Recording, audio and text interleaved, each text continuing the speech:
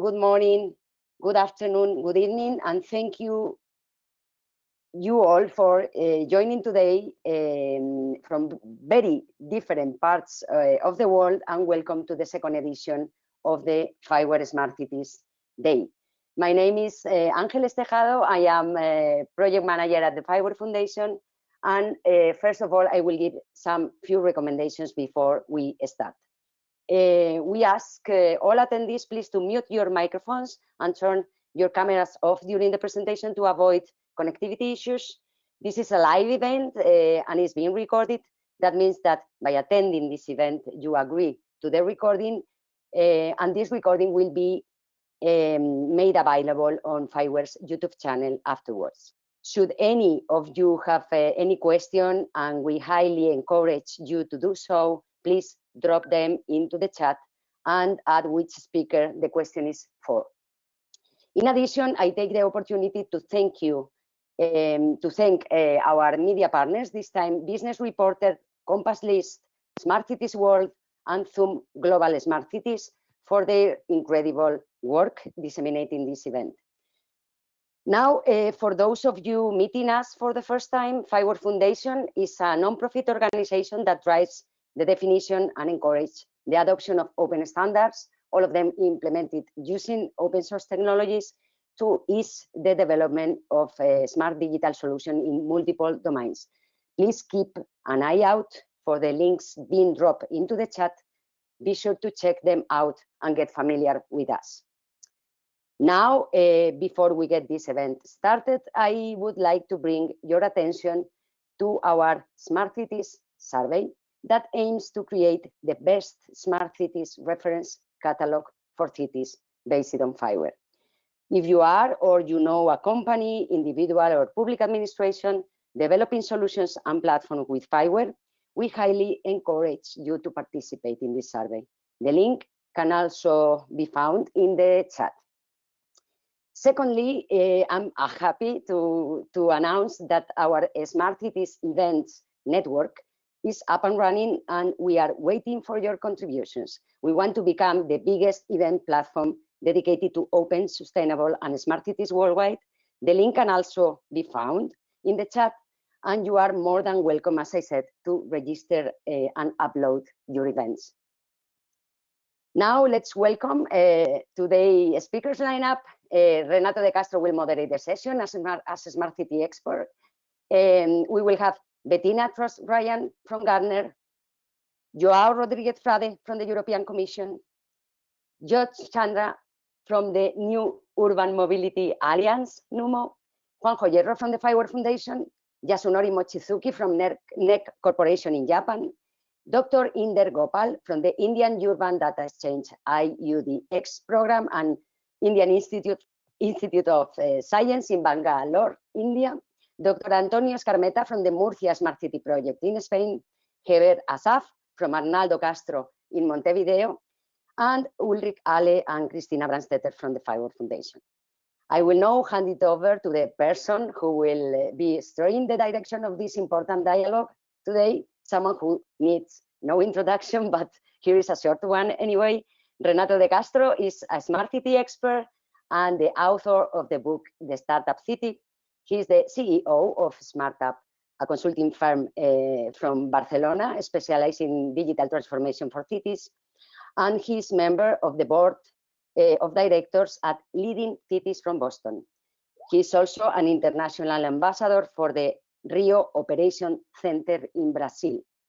To date, Renato has visited more than 30 countries, lectures about smart cities, and advised governments on urban projects. The stage is yours, Renato. Welcome. Thank you very much, Angeles.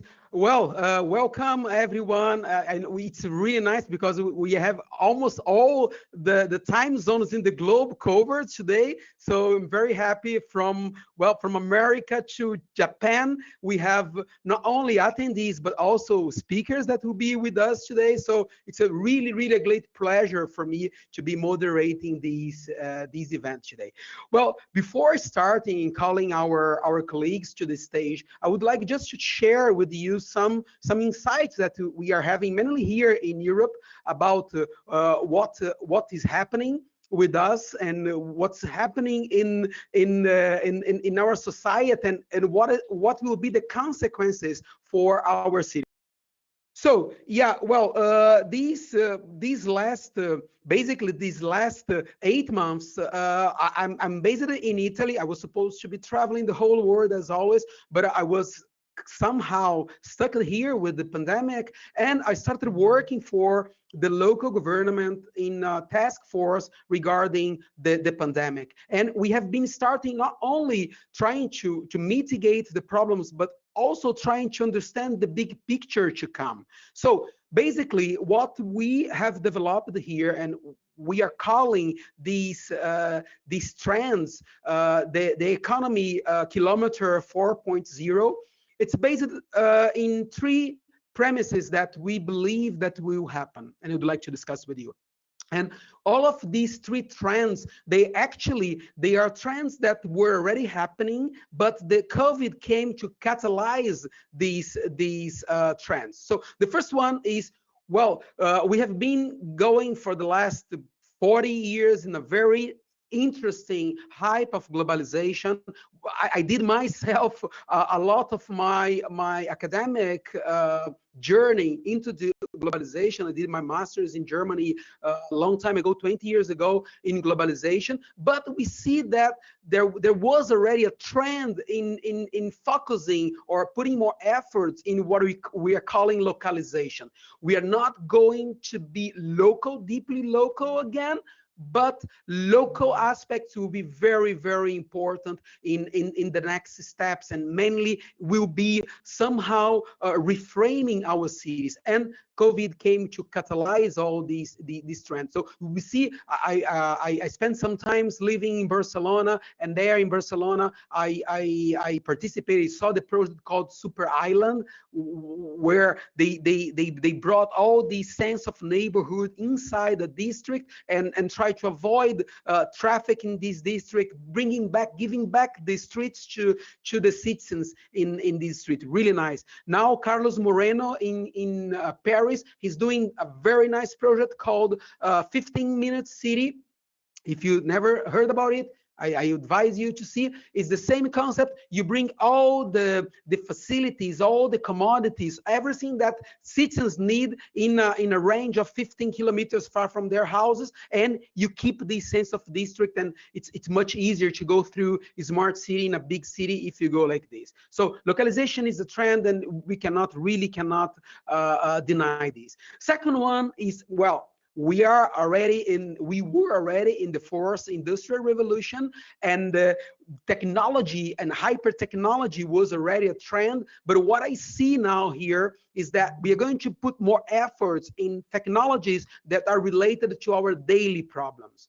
Maybe huge investments to life in Mars in 200 years will not be so often as it was in the past, but now investments in urban projects, mainly in startups that are bringing solutions that solve our daily problems, we see that these will start popping up. One example of this was Zoom.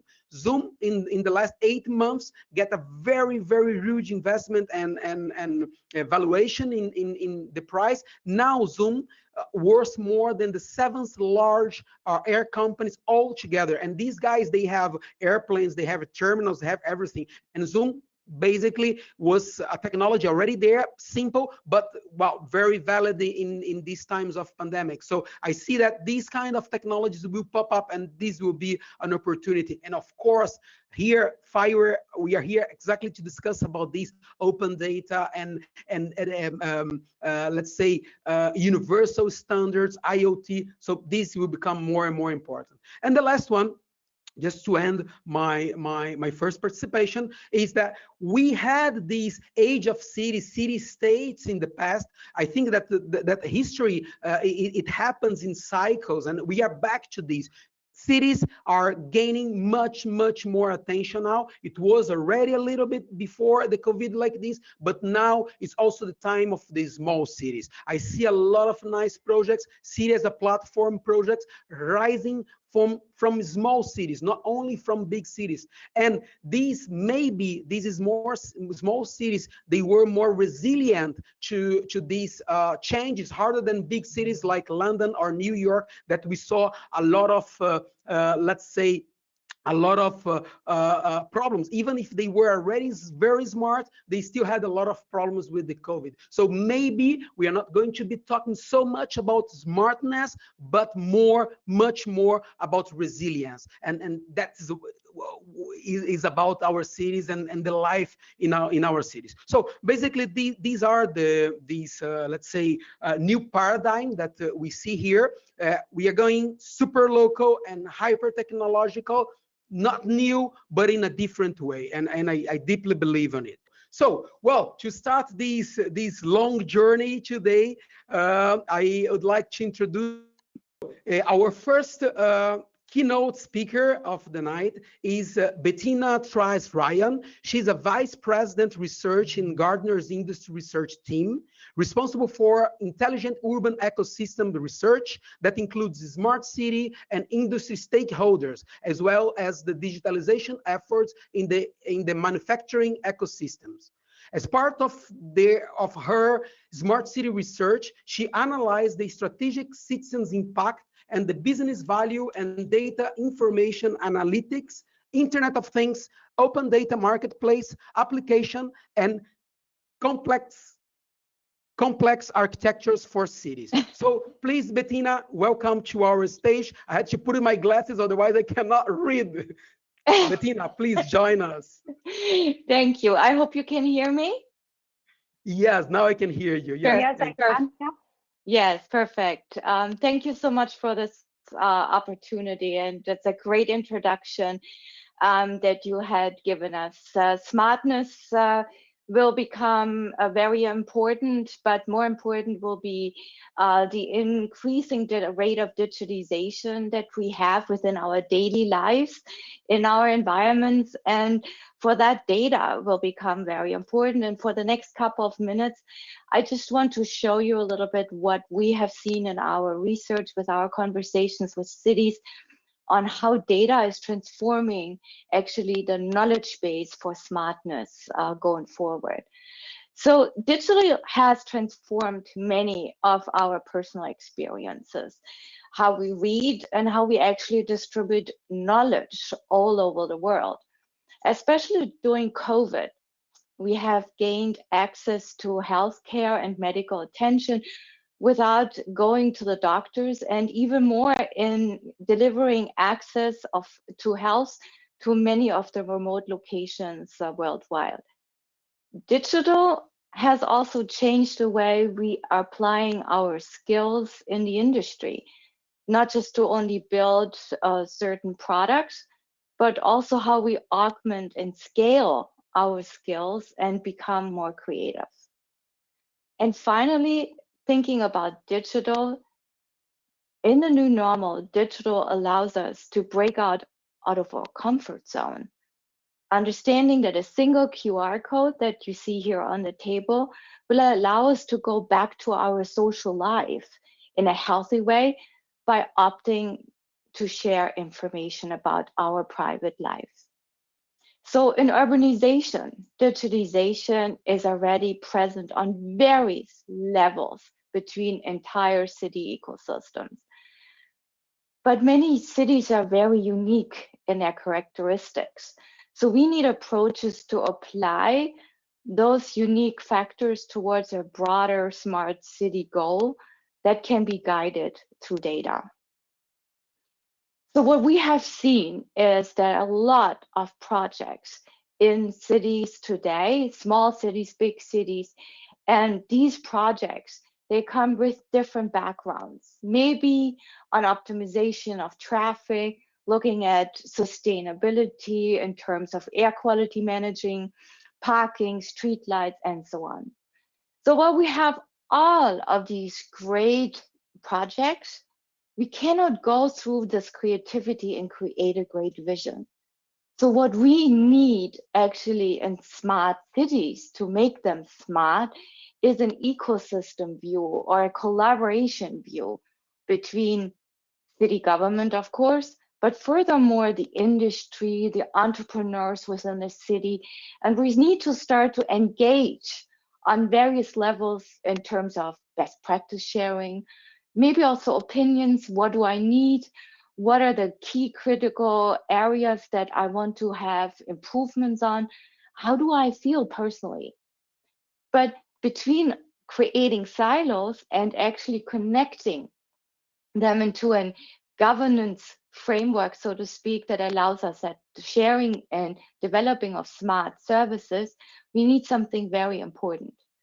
We need good urban data, and we need a governance around urban data to create the trust and, so to speak, the rule book to apply data sharing and data learning across different stakeholders. And that data basically can come from various sources.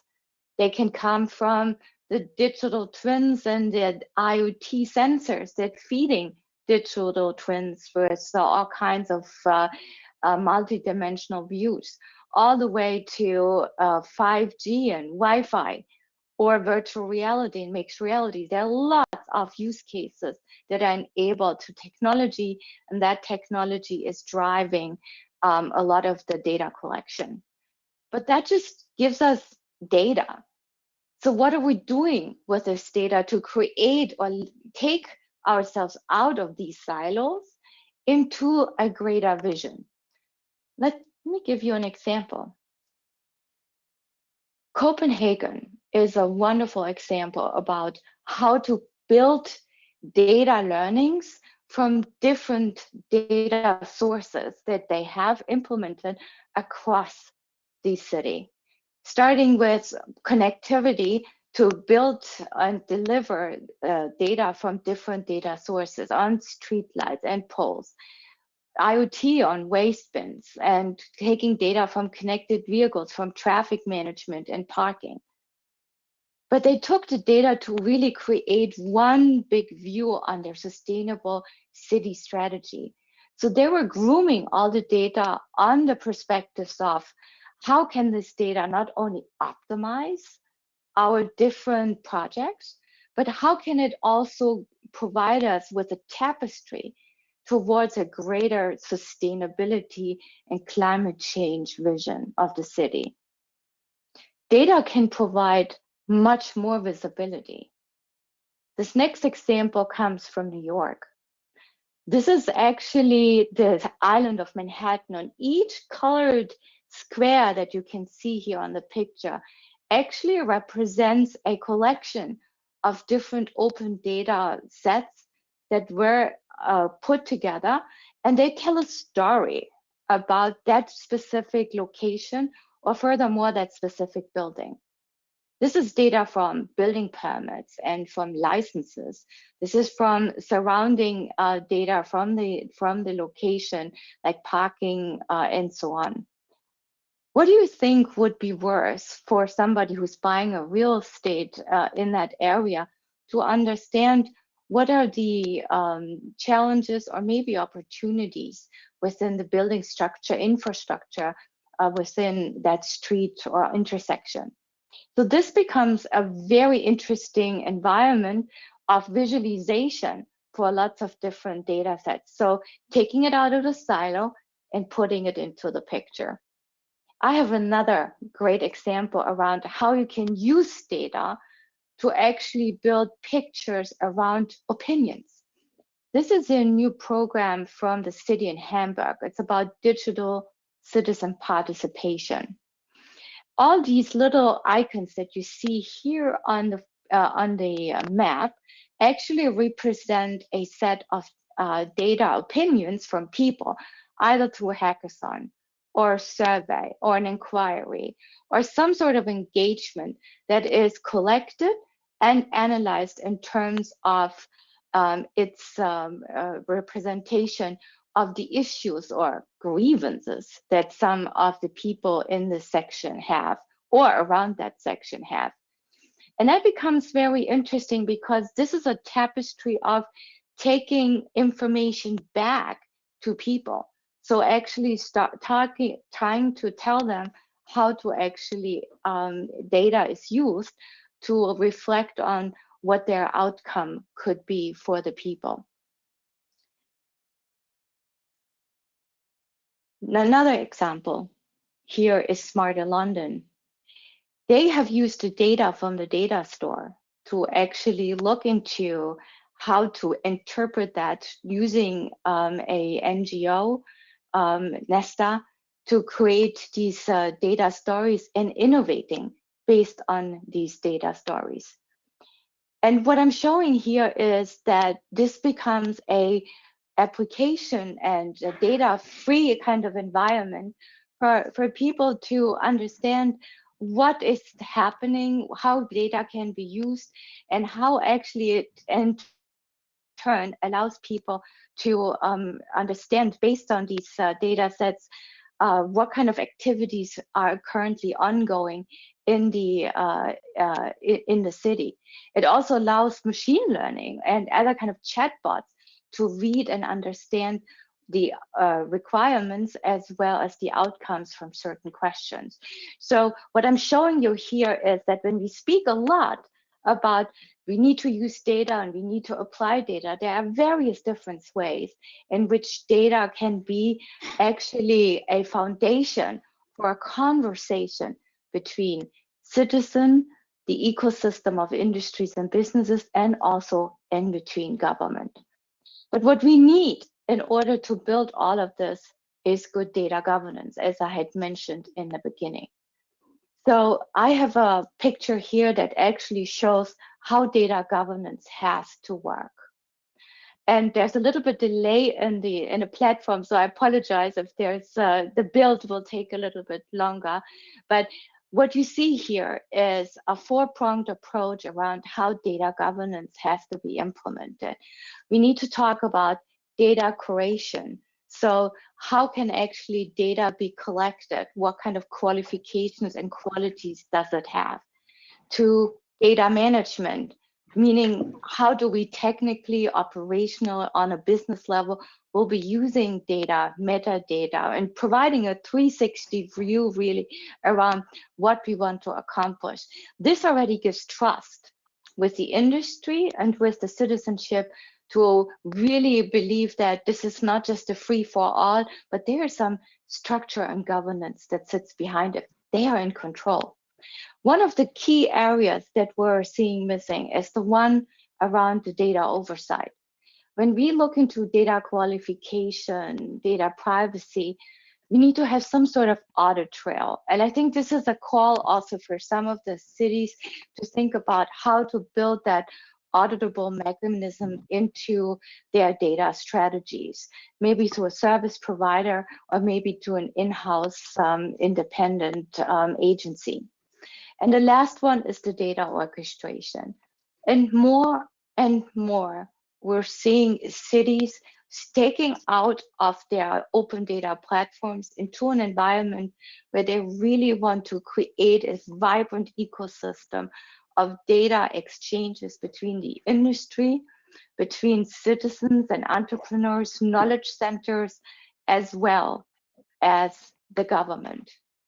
So when we look into this framework or we look into this template, what we see is a maturity level of the discussions around how we can apply data.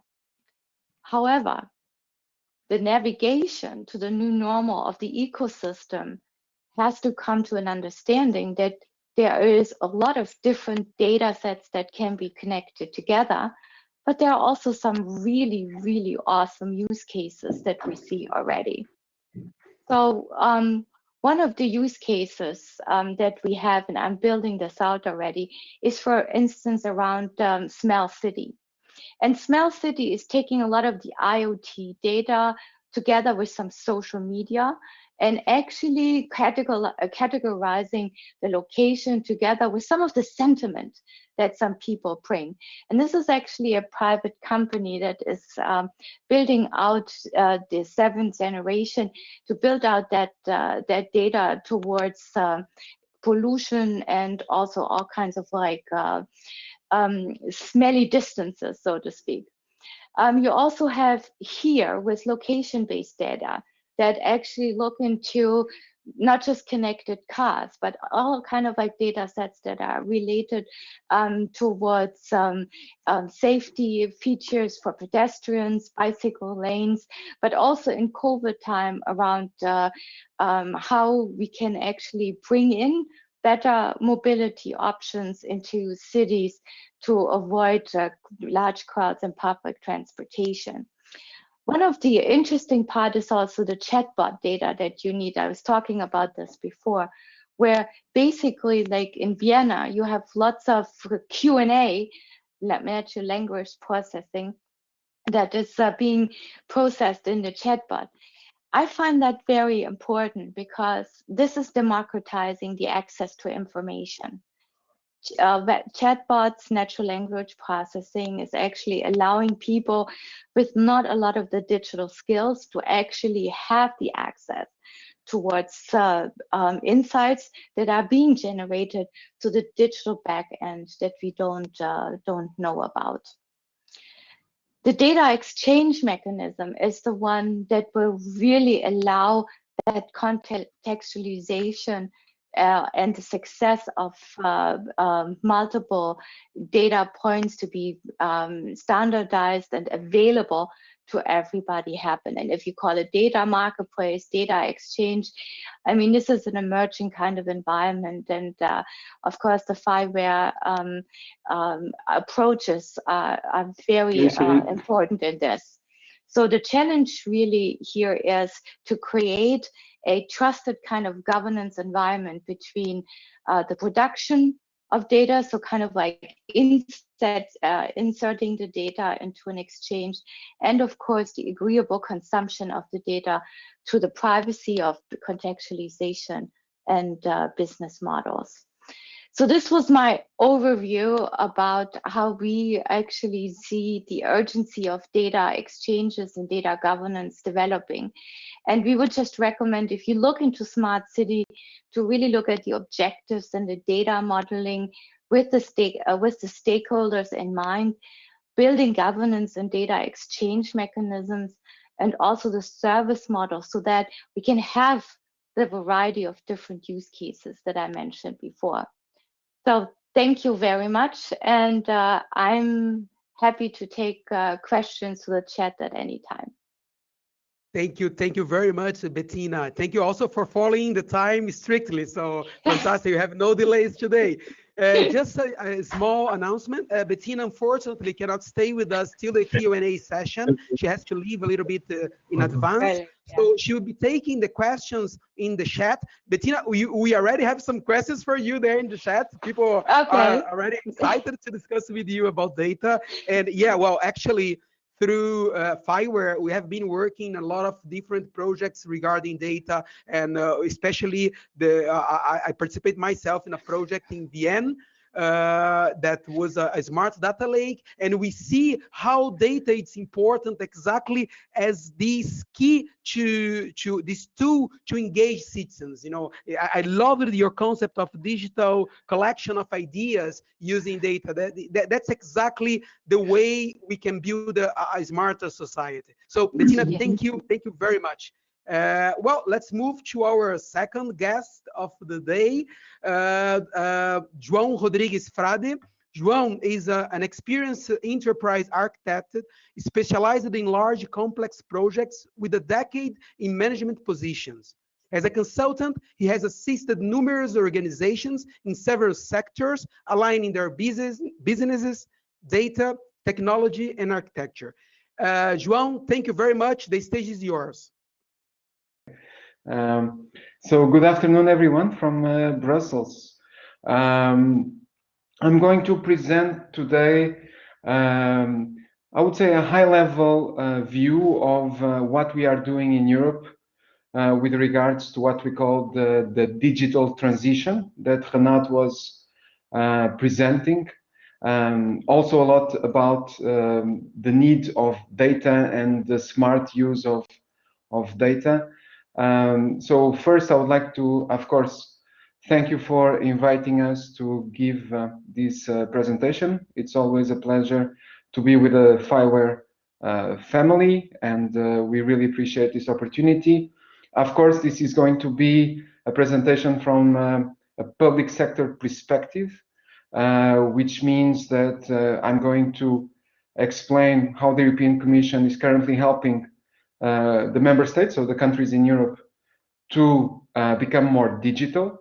And I will not be talking directly about cities, but I believe that the concepts that I will present are applicable to any level.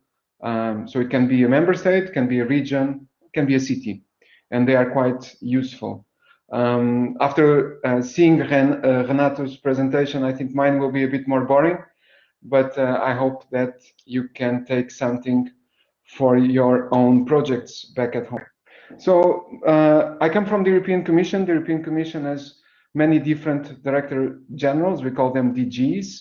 So I don't come from the director general that is actually responsible for smart cities policy. I come from DIGIT, the director general for informatics. And that means that we actually do technical work. We do digital implementation, and we help the implementation of the policy side.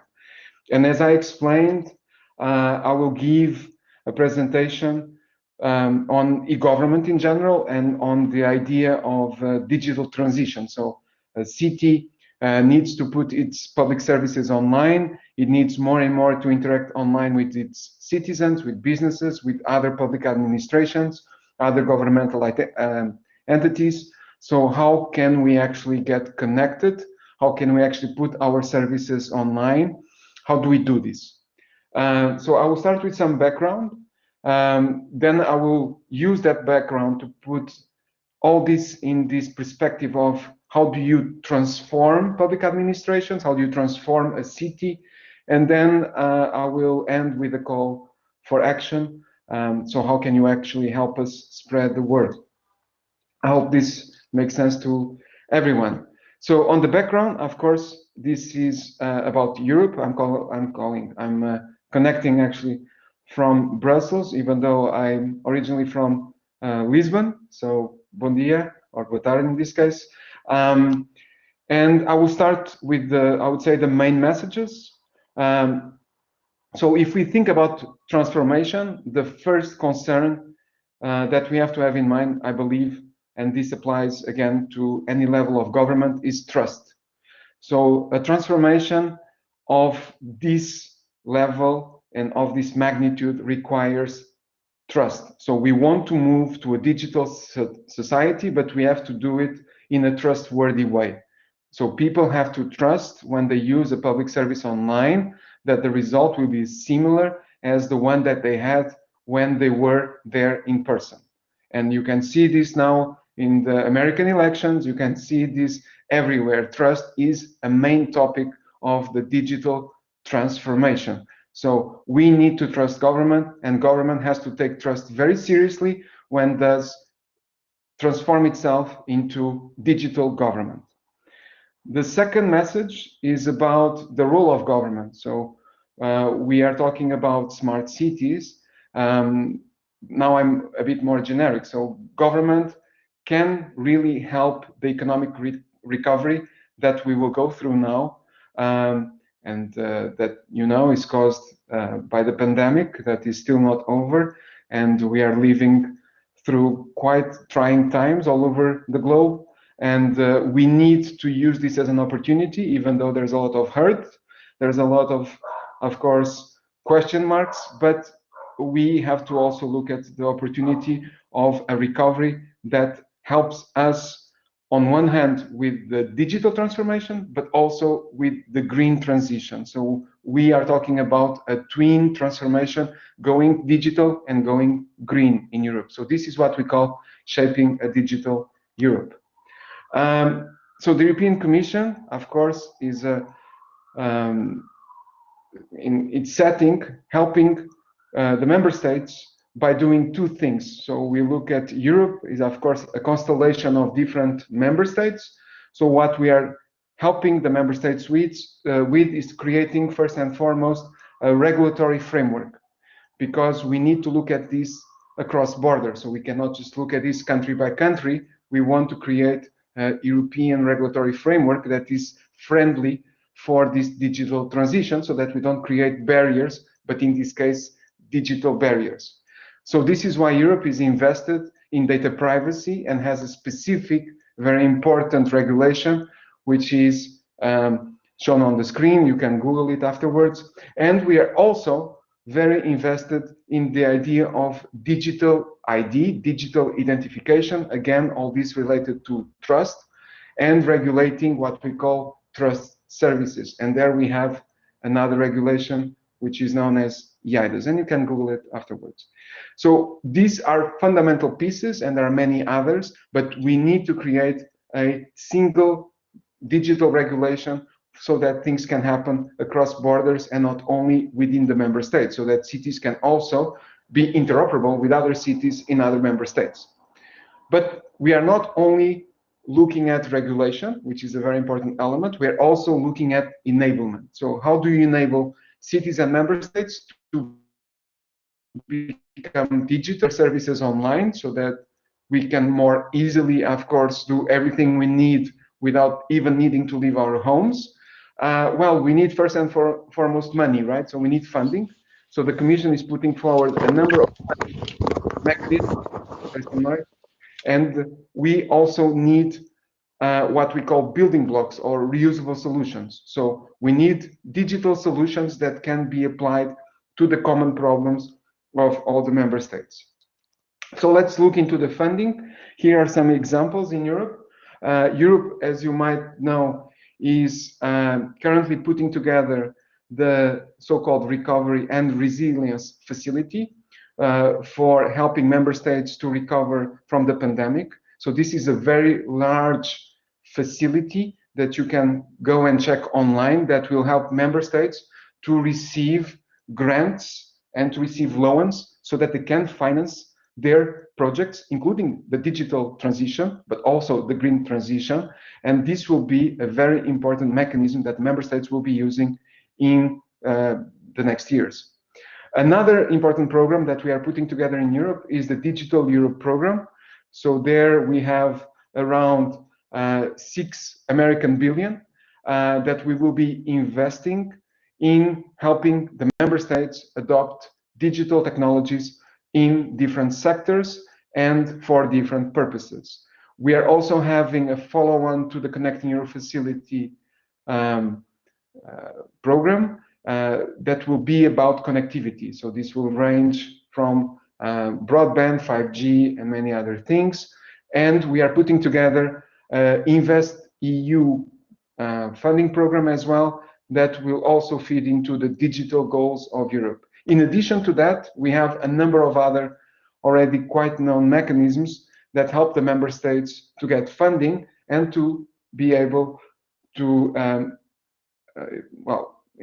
put the resources to work and get their projects ahead and make, of course, cities smarter. But I would also say create the ecosystem that is needed around it so that society can go digital. So let's look into the other element, which is about reusable solutions. When we go digital, typically what we have seen with the member states in Europe is that they have common problems, and the same would happen with cities. So when cities are undergoing this journey, they will all sort of face the same issues. So then the question is, why should they all then try to solve it on their own? Why can we not find a common way to solve the same problem that is reoccurring again and again and again? So what in Europe we came up with is this idea of a building block.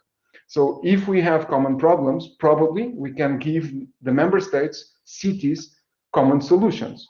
So this is why we have put together a number of building blocks, and one of them comes from Fireware, the context broker, to help them make this digital transition in the smartest way possible, meaning cooperating with each other and, of course, learning from each other and being able, by implementing these building blocks, to become interoperable so that they don't, in the end of the day, become separated when going digital. We want to get them connected and able to exchange data. So let's look at some of these building blocks. So we are talking about identification, which is extremely important in the digital world. We are talking about secure exchange of information online. This is e-delivery. Signing, of course, digitally, super important. E-signature. We're also looking at blockchain. All these elements are important for trust. And this is one of the key elements of what we are doing in Europe, as I explained, creating a trustworthy digital society, a trustworthy environment. Then data. Data is fundamental, so we need solutions like the context broker, like e-archiving, and all the others that you see there.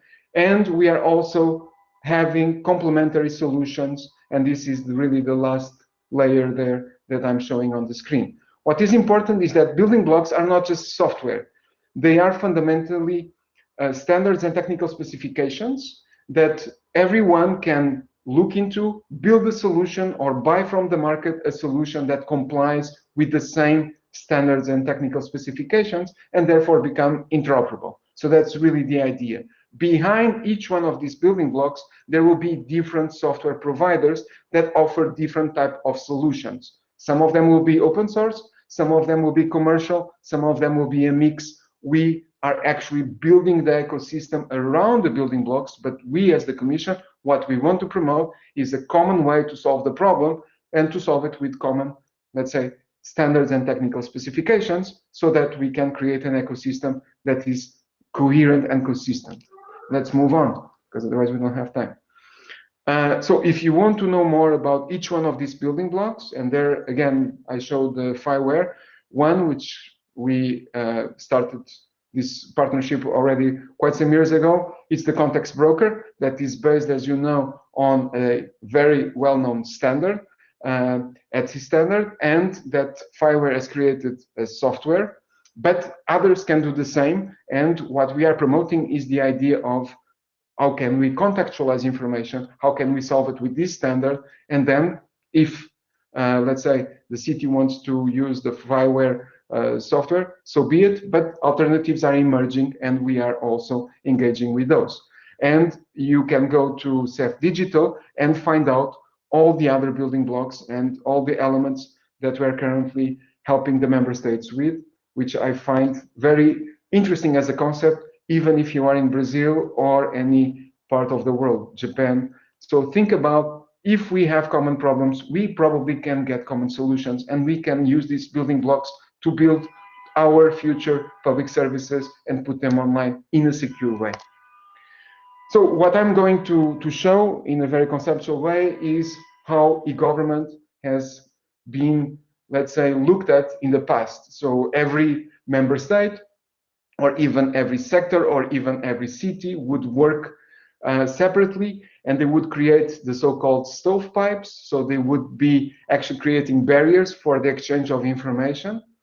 And that would mean that they would limit the potential that we just saw in the previous presentation of actually using data in smart ways and being able to actually get connected, which is actually the very basis of this digital transformation, is to make the life easier for citizens, to make it possible, respecting privacy rules, of course, for data to be reused and to make, you know, better use of the data that is available out there.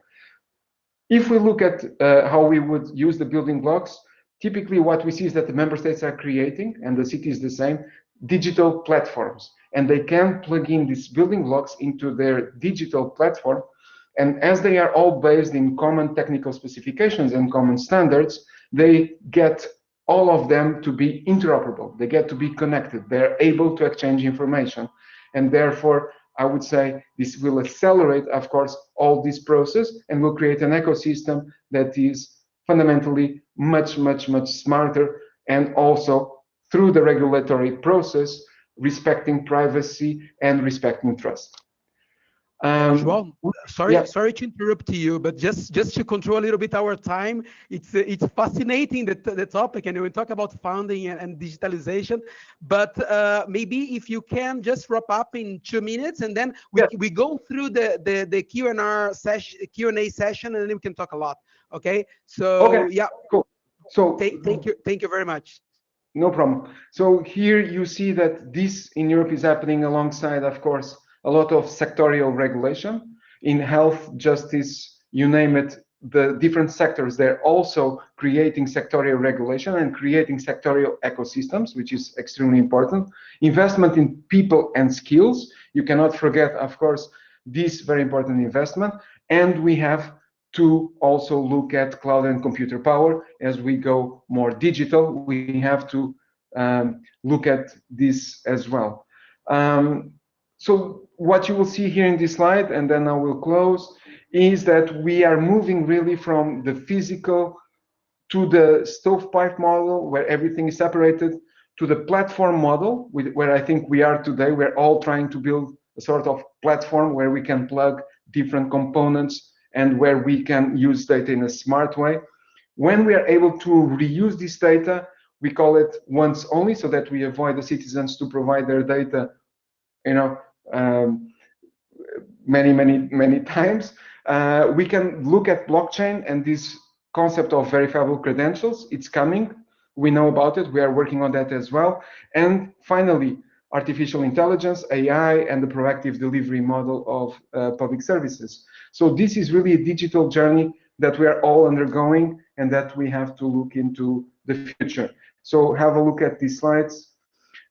We are doing this in cooperation with the private sector, of course, as I said. So we launched, for example, a digital challenge to involve them in the provision of these building blocks so that they can come up with innovative ideas on how these building blocks can be used in different sectors. So this is the digital challenge that you can also find online. So if you are interested, have a look at the success stories. They're all on this website called CEF Digital. And in case you are interested to know how interoperability will be, let's say, going in the next years, I leave you as well a link there, because we are running this consultation online. So get involved, have a look. And finally, if you think that someone would be interested to know about the building blocks or any of these concepts or what is happening in Europe, just share, of course, this presentation, send them the link, or connect with us on social media. And these are, let's say, my final messages, Renato. Thank you very much, João. And again, sorry for cutting you, but I know that this, yeah, it's fascinating. And again, it's really now related to the problems that we're facing now. Governments and cities and everybody should go more digital. So I'm sure that there will be a lot of questions for you in our session. So to not take more, I'll go to the next, our next speaker today. We start now with our specialist session. And I would like to invite Jot. Jot's mission is to align NUMO stakeholders, the people living in cities, and the business and governments that run them. Prior to joining NUMO, Jot also led the new mobility work at the WRI, Ross Center of Sustainable Cities. And Jot is joining us today directly from Washington, D.C. So it's probably the most important city in the world today, because everybody is watching you there. So thank you for being with us, and the stage is yours, Jot. You have 10 minutes.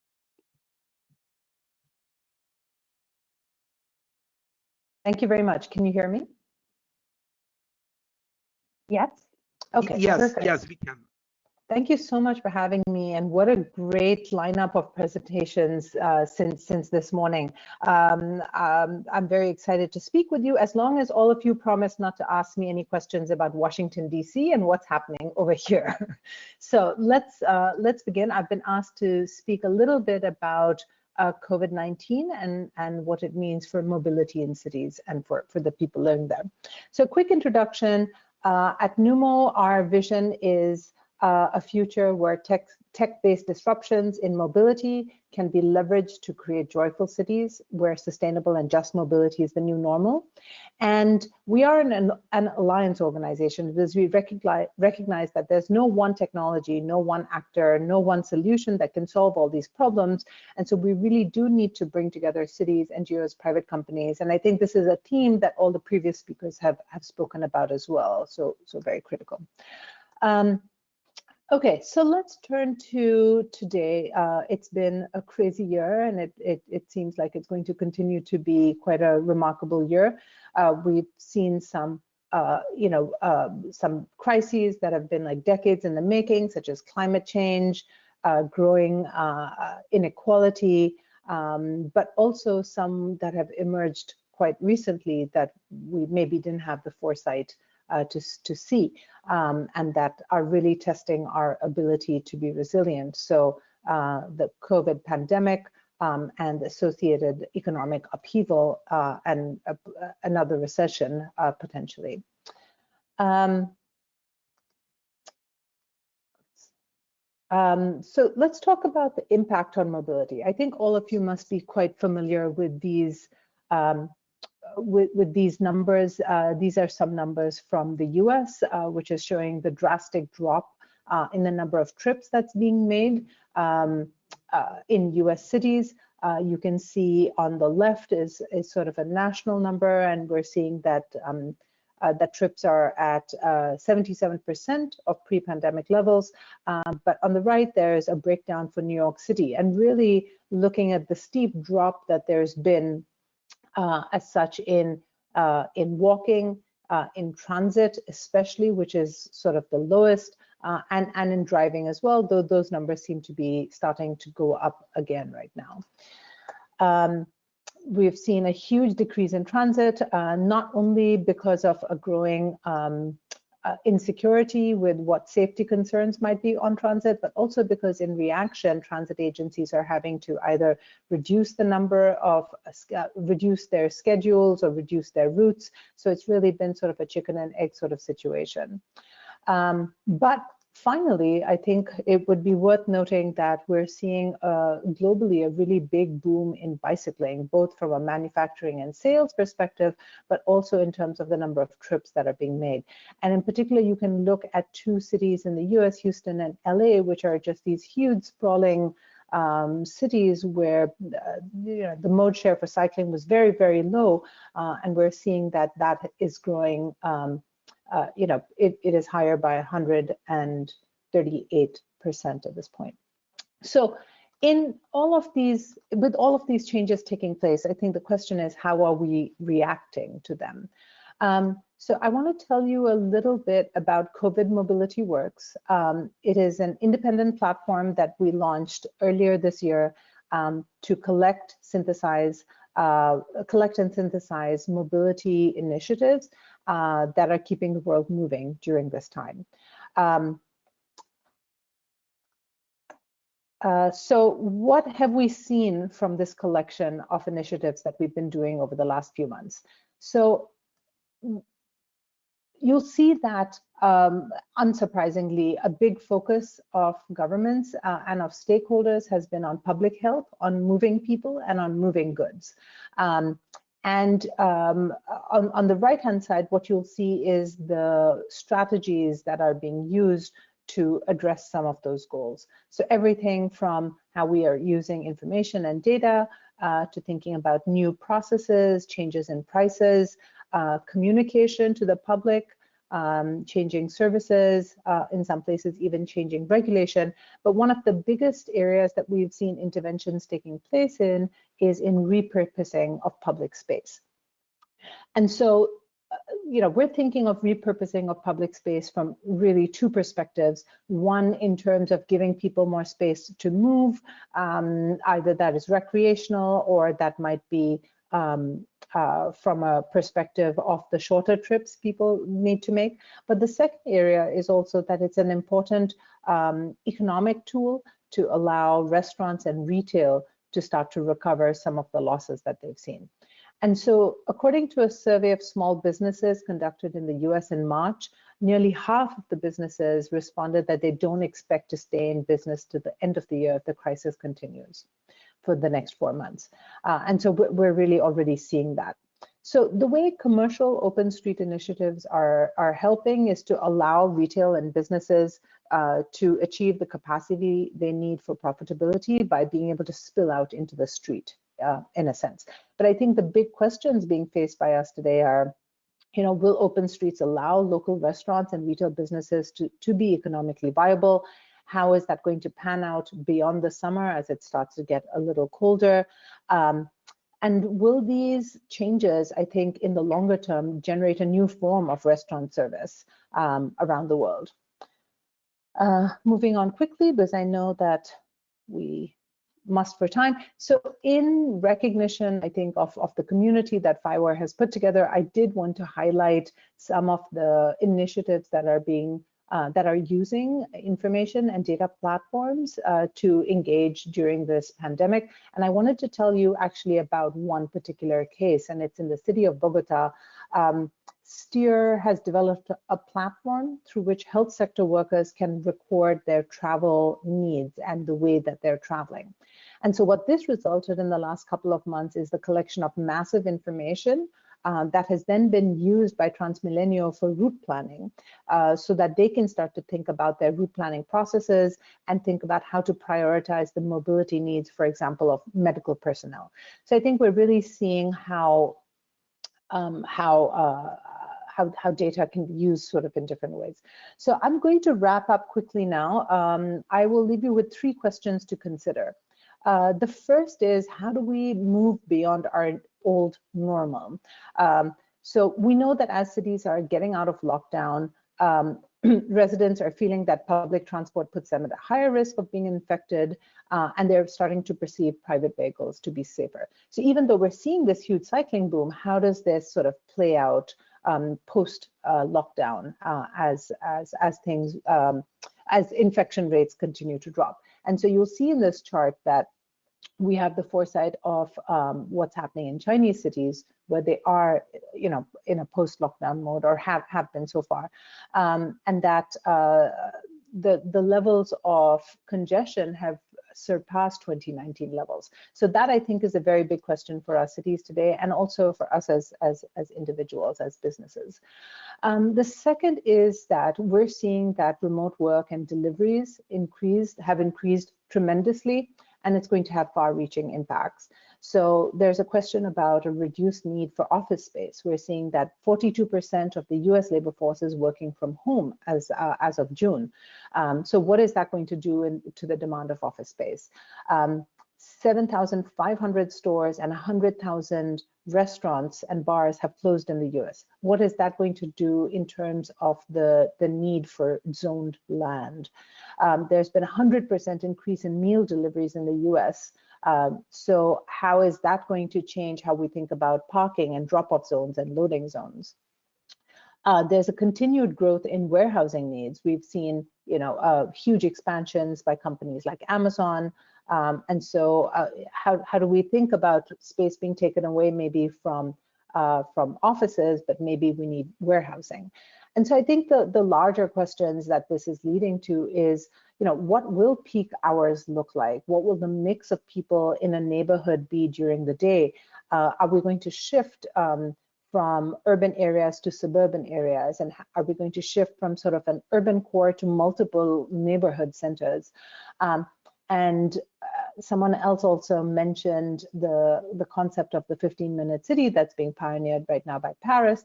And so does what is happening over the last few months, does it sort of bolster the idea for the 15-minute city, or does the closure of retail and restaurants induce a shift to suburbia?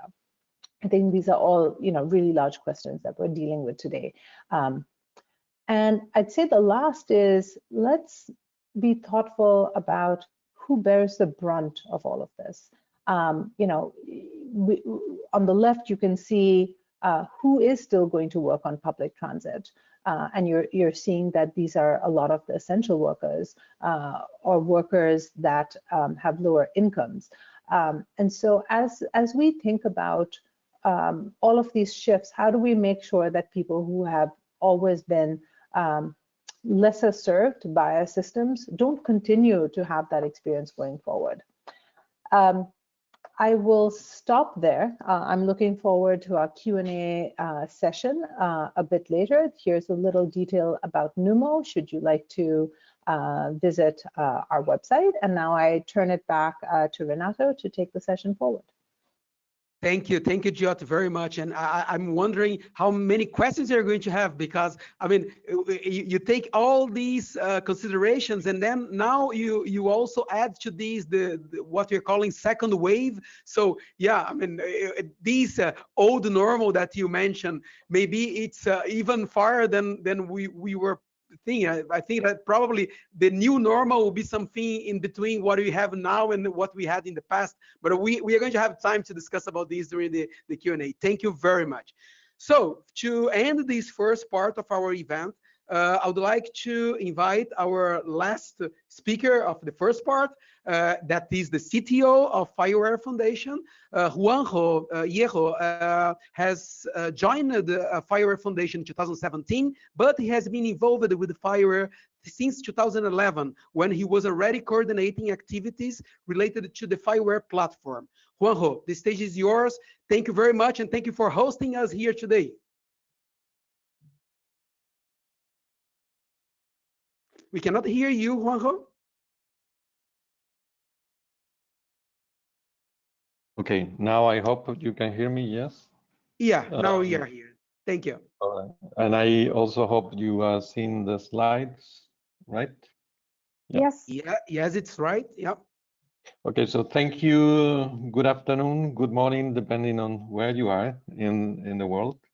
And thank you for all the participants and attendees to this session. Well, today I'm going to elaborate a bit on FireWare vision and roadmap for the cities. As many of you know, FireWare is certainly already supporting cities all around the world in their digital transformation journey, evolving through different levels of maturity with the goal of improving the daily life of not just citizens, but also business operating in cities, helping both to be more productive. This journey starts looking for a more efficient governance of the city, and doing so by means of breaking the information silos that in many cities still exist. Also, creating the collaboration framework among cities towards the creation of a sustainable market of interoperable and very important replicable smart city solutions. FireWare is bringing here a genuine approach based on providing the key standards for creating a digital twin representation of the city. There was one of the speakers before that was talking about digital twins. So FireWare is actually trying to bring the kind of a standard technologies that help to materialize the vision of a digital twin representation for the use for the city. What we also referred as the context of the city, implemented as a collection of digital twin entities representing the streets, the buses, the shops, even citizens, which all together bring a description about what's going on in real time within the city.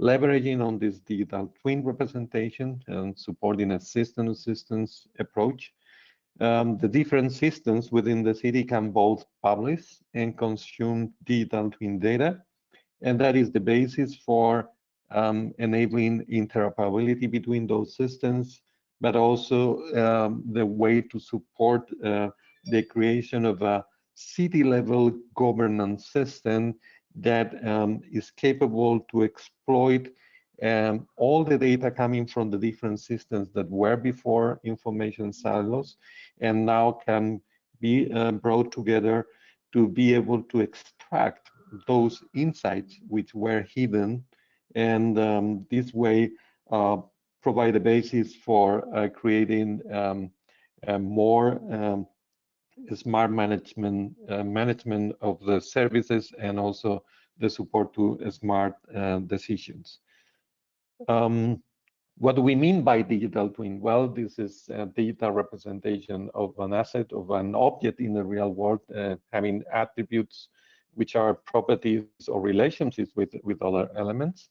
And when we talk about a city, these entities are, again, the shops and the citizens, the buses, even elements like a claim a given citizen has created within the city.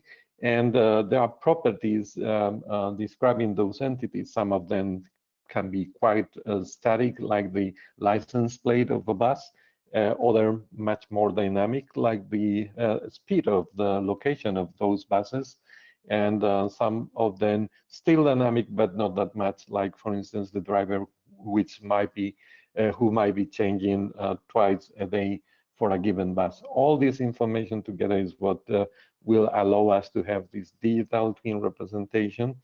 And Fireware brings two essential elements that are the basis for interoperability of solutions, the basis for replicability of solution, enabling that a given solution can be developed once and then be replicable across multiple cities. First element is a standard API for getting access to digital twin data. Second element, defining what are the vocabularies, what are the terminology, the concepts, the data models behind all these entities. What are the properties that describe all the kind of types of entities that I will use for modeling the city? Regarding the API, we bring a standard. We created an API that was curated over time with the feedback of programmers trying to develop their applications. That was what led to the creation of version 2 of the API, NGSI version 2. And then at certain point, we brought this API for standardization within an organization called ETSI. And now the API that Fireware is implementing is actually endorsed by this standard body, and which is quite fundamental when designing the public tenders, for instance, of smart cities around the world. Second aspect, as I mentioned, was the data models, because without data models, the API is just not enough for achieving the kind of interoperability and replicability of solutions. We need to define what is the language, what are the way we will describe the different type of entities in our system, and what will allow this replicability of solution. That is fundamental, by the way, for creating a sustainable market that will attract companies to invest in creating solutions, knowing they will be able to exploit this economy of scales and be able to sell their products to more than one city with really low effort in adaptation. Regarding smart data models, the Smart Data Models initiative we launch is something we encourage you to take a look. You can visit this on GitHub. It's an initiative we have created with a number of other organizations.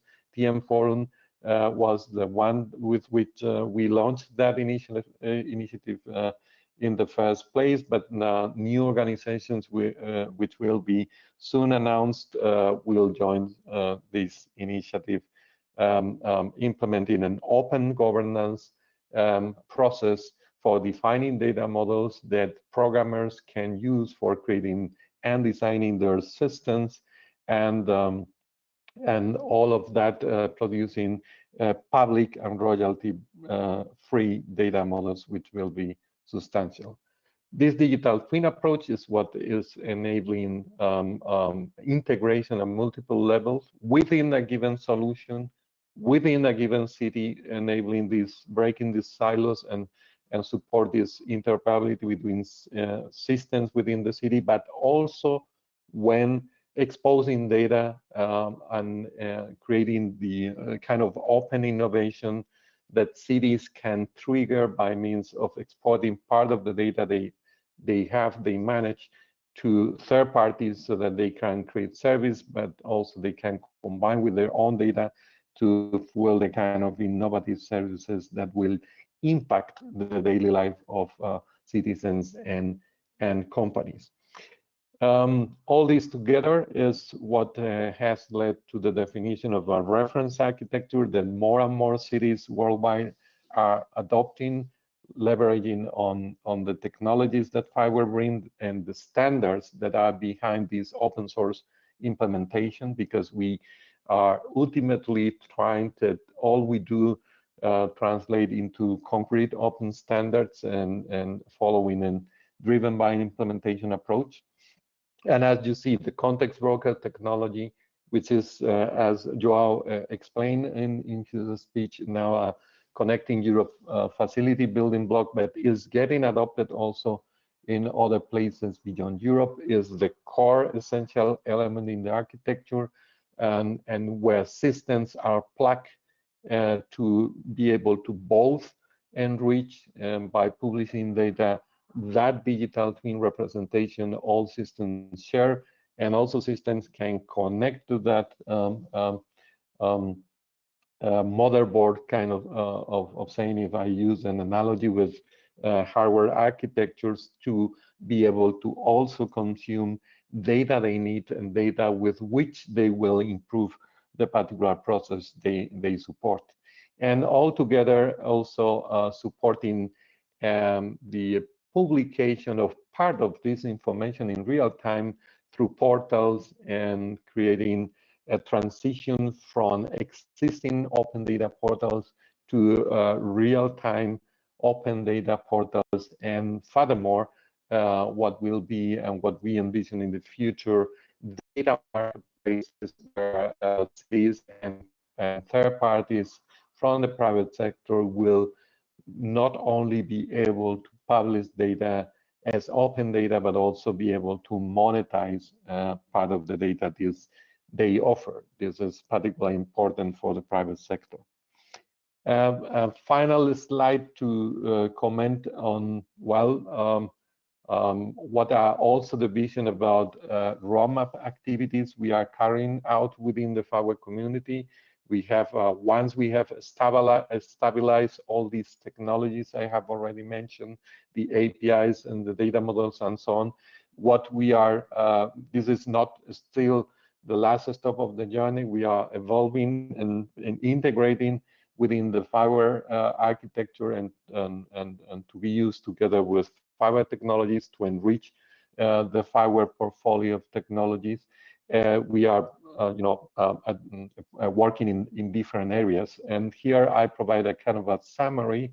Of course, we will keep working on digital twin standardization aspects. NGS-ILD is the basis for providing this access to data about digital twins, but there are other aspects about the support of the digital twin concept that we are developing, and we will try to standardize, like how to model behavior, like how to model actuations, and also digital 3D virtual representation of objects. Of course, the definition of data models is a continuous work, and here a message is really join us to further develop and continue growing the set of data models that exist. Aspects where we are working also the related with data spaces, data marketplaces, to bring support to the concept of data economy. We have a vision where cities can play a fundamental role in creation of the data economy, and FAWE technologies are able to materialize this, but we will keep evolving. Data sovereignty as another concept that is part of the roadmap of FAWE, tackling quite relevant aspects like data provenance, like how to support the notion of data usage control beyond access control, pure access control, integration with blockchain technologies. And here the vision is by means of integrating everything that happens in the city within the context broker. These updates on context data, digital twin data, are the kind of transactions, part of which we may decide to store on the distributed ledger to then later on support auditing of processes and support the transparency of process. So we, and the next FAWE release, we are bringing a new set of components that make it really easy to integrate FAWE powered by FAWE systems with distributed ledgers. Also supporting the notion of pluggable plug and play artificial intelligence, machine learning services, how you would be able to extend, in other words, the functionality of your smart city by means of integrating services that AI services that third parties might be offering on the web. And last but not least, also the integration with robotics. Robotics will play a role in future cities, dealing with activities in the streets, and dealing with maintenance, surveillance activities, and so on.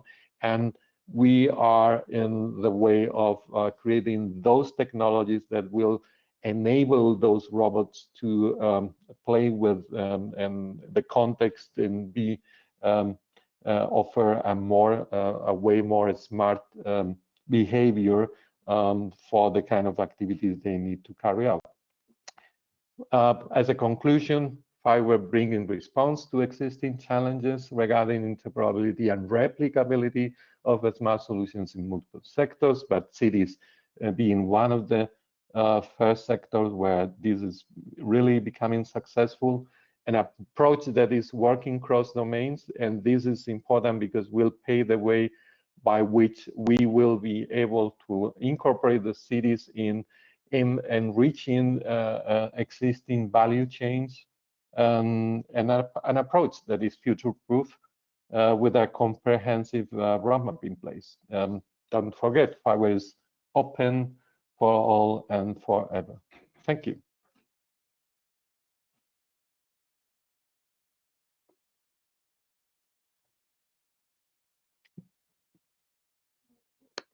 Now back into you, Renato. I think we cannot okay, hear. Can you hear me? Hello? Oh, yes. Yes. Yes. Okay, yeah, okay. Okay, thank you again, Juanjo.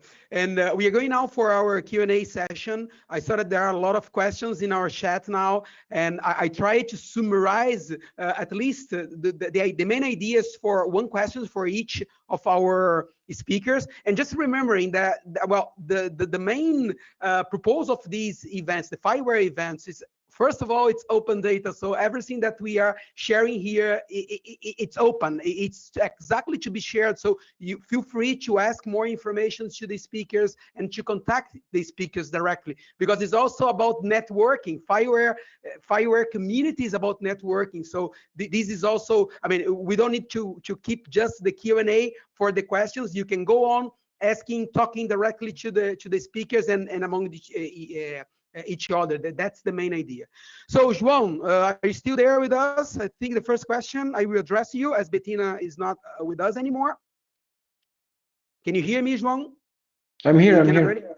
Ah, fantastic. So yeah, now I can see you because I was not seeing your video. Okay, João. So yeah, I think that this is a worry of everyone that works with European projects. We know that the CEF program covers the period from 2014 to 2020, as the Horizon 2020 is ending now in 2020, and it's ending in this situation that we know that the Commission has some problems to put together to work, and I mean the world is changing. So how do you see for the next policies? How do you see the importance of the building blocks, and do you still think that the building blocks will play an important role on these new policies that are to come?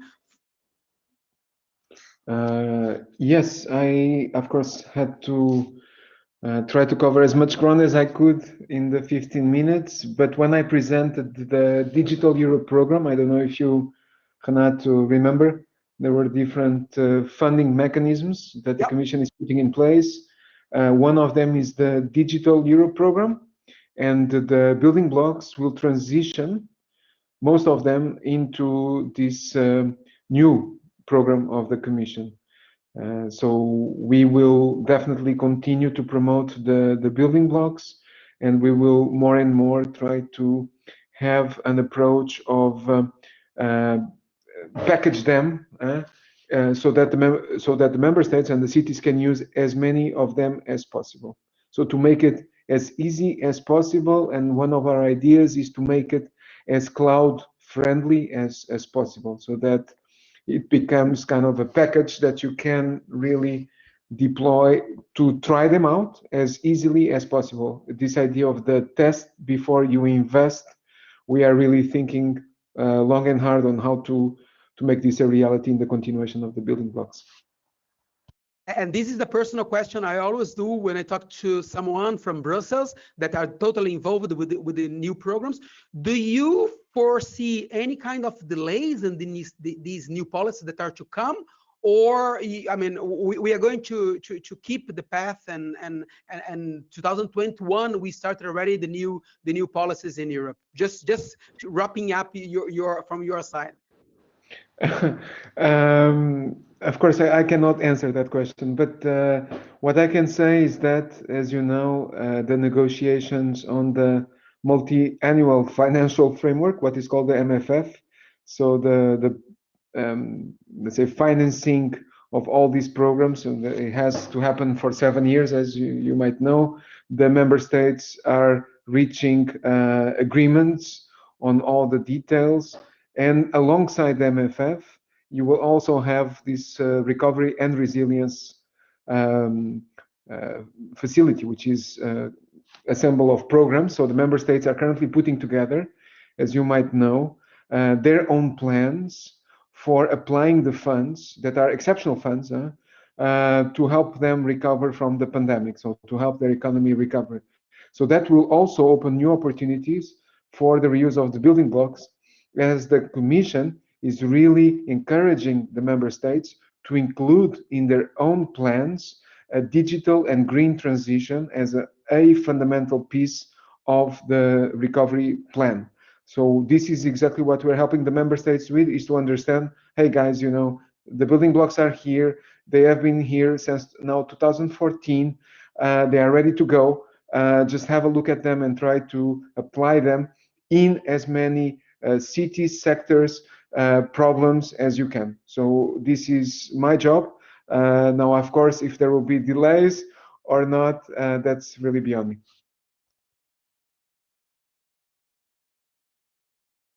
Can you hear me? Yeah. Okay. Thank you very much, João. And sorry again for this time rushing, but yeah, we need to take most advantage that we can from our schedule here. Thank you very much. Jot, now it's for you. The next question. We have been discussing, I think the main issue when we talk about smart cities, since when we started in the 90s, basically to go deeper in the concept, was this urbanization process that the world is facing.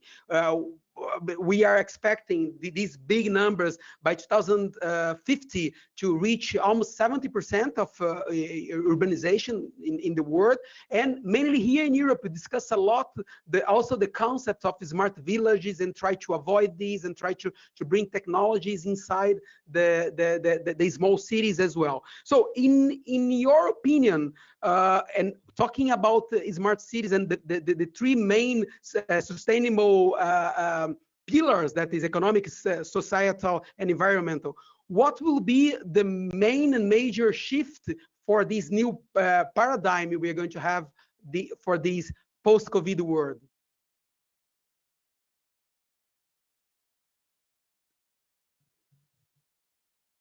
I think Jot had to leave us, or she is still not here with us. I'm just checking.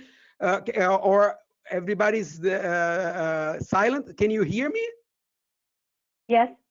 Okay, yes. So I thought it was me that got that lost. Okay, so well, I think Jot is having some problems there in the connection. But so let me go to Juanjo, and then if Jot is back, we ask her. Anyway, all questions will be already addressed to our speakers. So yeah, and Renato, sorry, yeah. Just to clarify, if Jot is not back, we will send her the questions by email and get back to the person with an answer as soon as we have it, so it's not lost.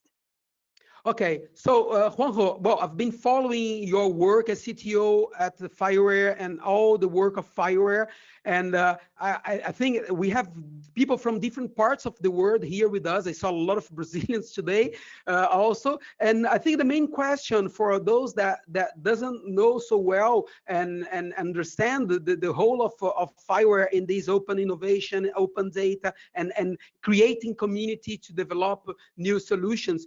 But question is, talking about open source technology or even adopting the FireWare as at service level, what do you think are the whole of the Fire community and members on it? Because I know that a lot of people here, maybe they are still not members, they want to come inside. So how they can understand their whole on FireWare promotion of data for cities and technologies for city? Mm-hmm. Well, FireWare, I talked today about a bit the vision of what FireWare brings as a technology, but FireWare is not just about technologies. It's in the first place about creating opportunities and democratizing those opportunities. That's also one of the reasons why we adopted an open source approach, because open source in the DNA of open source initiative is this idea of democratizing opportunities, because what we bring is a technology that everyone can download and use, and with all the materials also for even self-training, and this way be able to create solutions and also create platforms they can provide to their local customers, right? And this way is the way how FireWare is actually expanding, by creating communities within each of the regions, by means of having, in many cases, SMEs. So it's not about large organizations at all, but really SMEs being able to create their offerings in a very competitive manner and bring that to their cities, or partner with other companies to bring those solutions to cities that may work, but because are based on the same standards, can be arrive with all the the value of not getting locked in a particular vendor or provider. That's a bit the essential. And FireWare as an ecosystem is not only bringing programs that are connected to how to contribute to the technology, but also how to play an active role in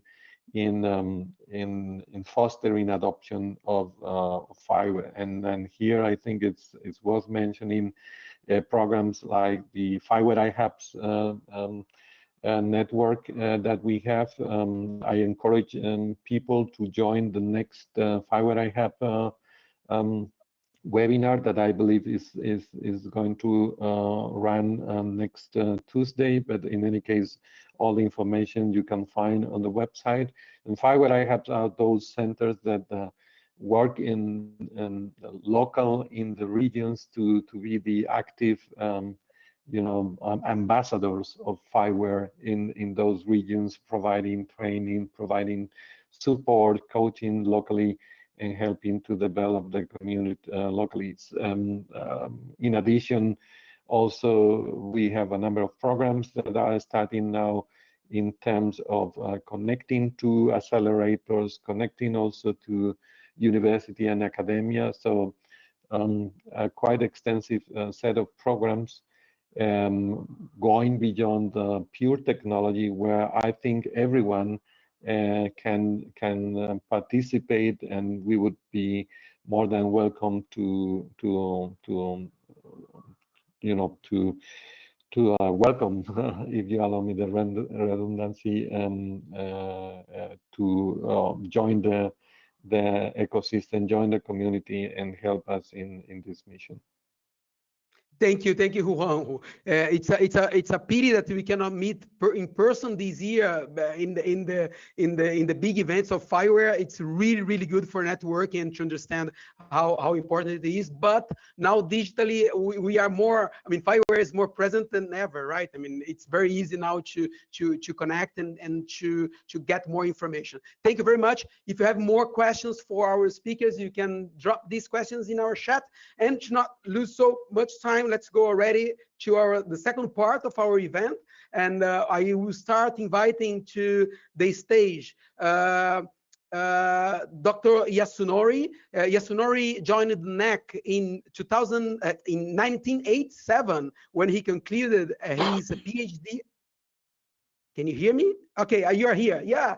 Thank you, Yasunori. Just finishing. Wow, your current title of NEC Fellow means that you actively participates in innovation policy proposals, global ecosystem building, and also developing, proposing, and implementing digital transformation. So please, welcome to the stage, and yeah, let us know what you're doing there in Japan.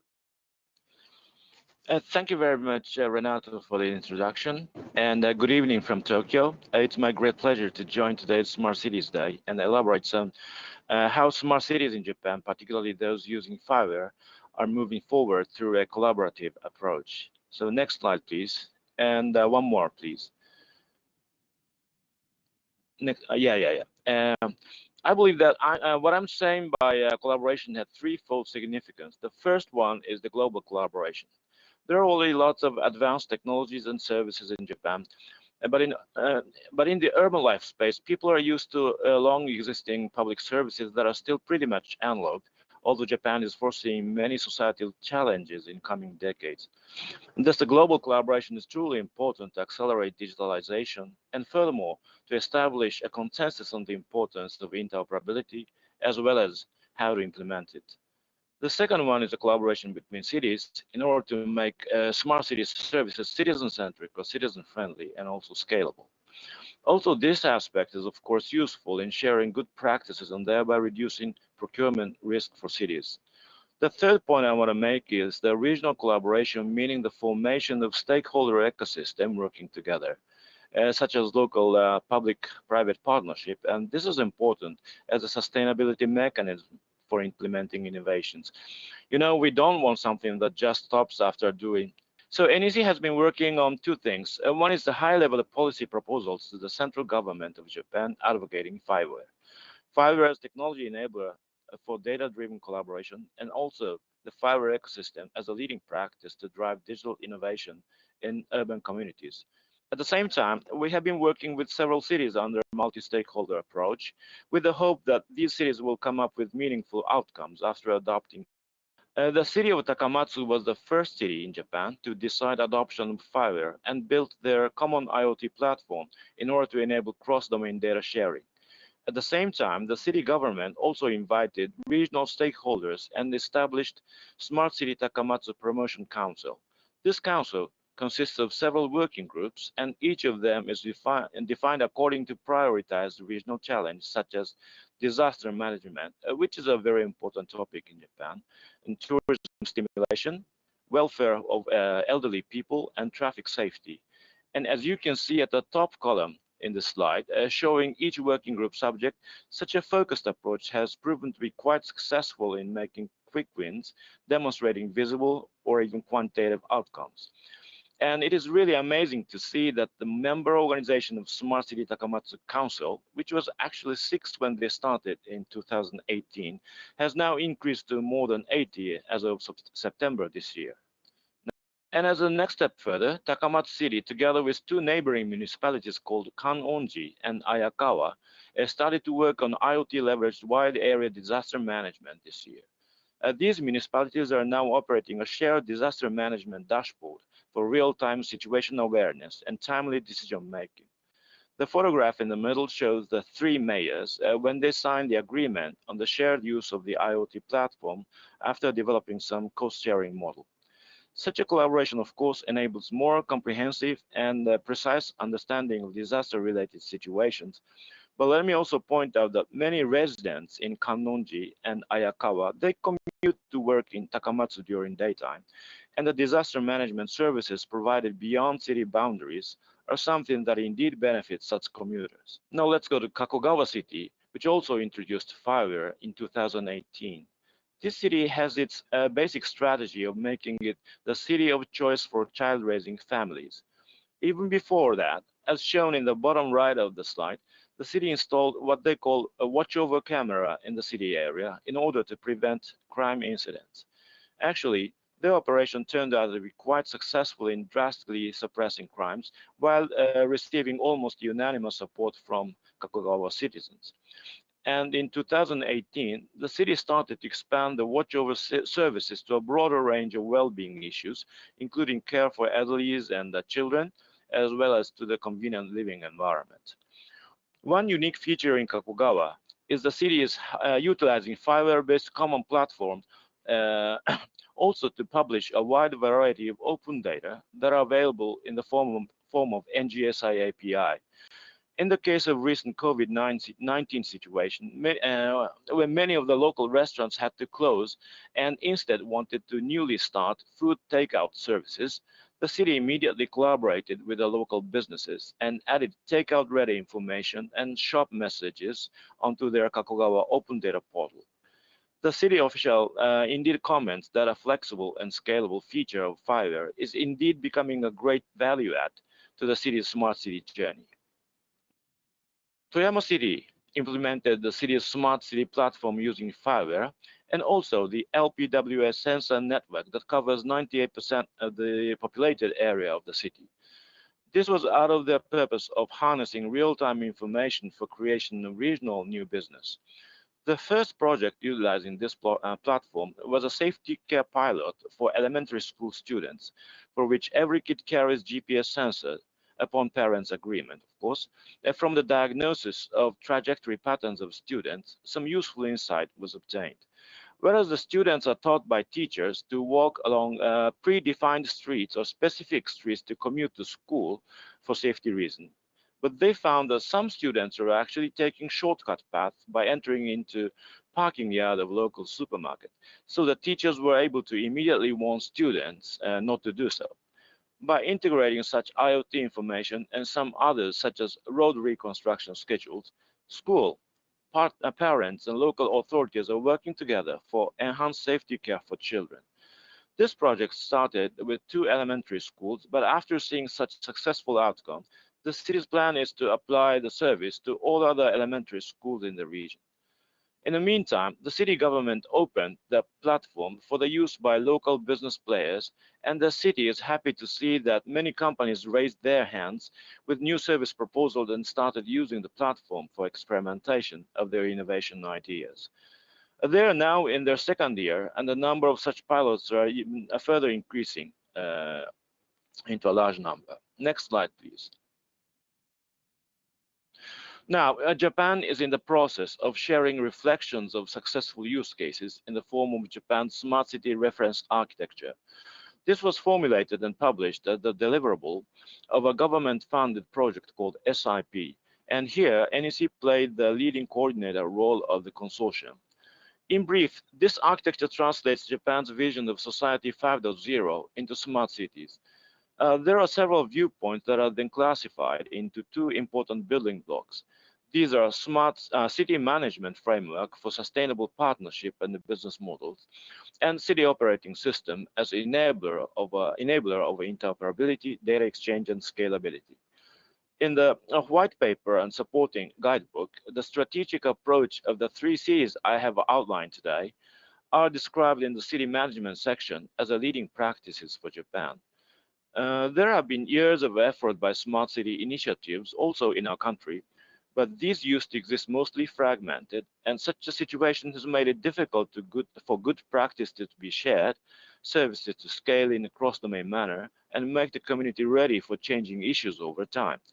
But with the smart city reference architecture that is to be shared nationwide, we expect now the data to become connected and start flowing, services to federate, thereby making regional communities future-proof. Of course, the city OS part of this white paper emphasizes the global harmonization for interoperability and refers to major overseas smart city architectures, including Fiverr and also synchronicity. So this slide summarizes smart cities with Fiverr in Japan. Fiverr adoption is steadily in progress. Now there are 7 cities in use and another 12 under planning preparation as of October 2020. So far, cities using Fiverr tend to be the regional core cities with the populations ranging from something like 200 to 400,000. And such cities were actually rather straightforward in making up their decision of adopting Fiverr. and the municipalities also showed a clear leadership in their goal setting, and then are focused on region-specific problem solving under multi-stakeholder collaboration. And we are happy to see that solid outcomes are emerging and their use cases expanding year by year in these cities by leveraging flexible, agile, and open nature of Fiverr-based data platform. Such early phase success have been referenced as frontrunner practices in Japan, smart cities architecture, reference architecture, and is further driving the open API approach into the mainstream in Japan's smart city policy for interoperability. City-city collaborations via Fiverr Context Broker also started, as I have mentioned, in the wide area disaster management for Takamatsu, Kanonji, and Ayakawa.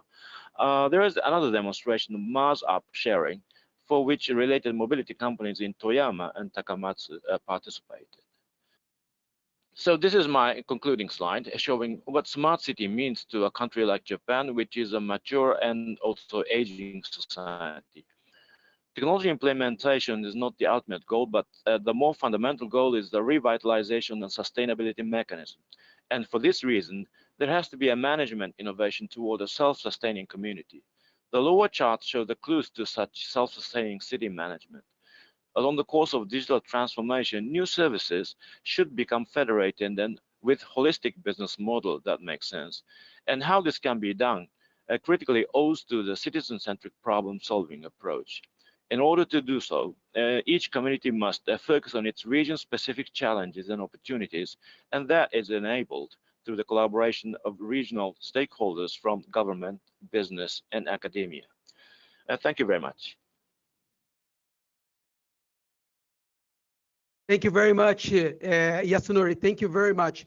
We are going now from Japan to India, and the second part of the event, we are going to do a global trip. So we are now going to invite to the stage Dr. Inder Gopal. He heads the Indian Urban Data Exchange Program for the Government of India's Smart City Mission, addressing how data can improve the lives of citizens living in urban areas. Dr. Gopal, the stage is yours. Yeah, Here we are. Hi, how are you? Okay, welcome. So I'm gonna talk to you today about a project that we're very excited about in India, called the Indian Urban Data Exchange.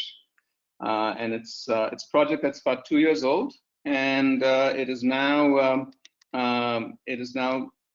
deployed in 3 cities, and will shortly be deployed in 10 by the end of next March, and then 20 cities the year after that. So we have a very kind of aggressive plan and a very exciting set of new features and capabilities that we're going to be rolling out. So to tell you a little bit about what this project is all about, this slide all of you are familiar with, so I'm not going to spend much time on. It says there's a lot of data that's being generated, and what we'd like to be able to do is generate value from that data, right? And the data is coming from public sources, and it's also coming from private sources. So that's kind of an important aspect here. It's not all just public-owned data, it's also a lot of private data from companies like Google and Ola and Uber and various others. Great. So the project is sponsored by the Smart City Mission in India, which is sponsoring about 100 different smart cities across the country. And this was kind of the motivating example that the head of the Smart City Mission discussed with me when we started the project, right? So what you can see here is, an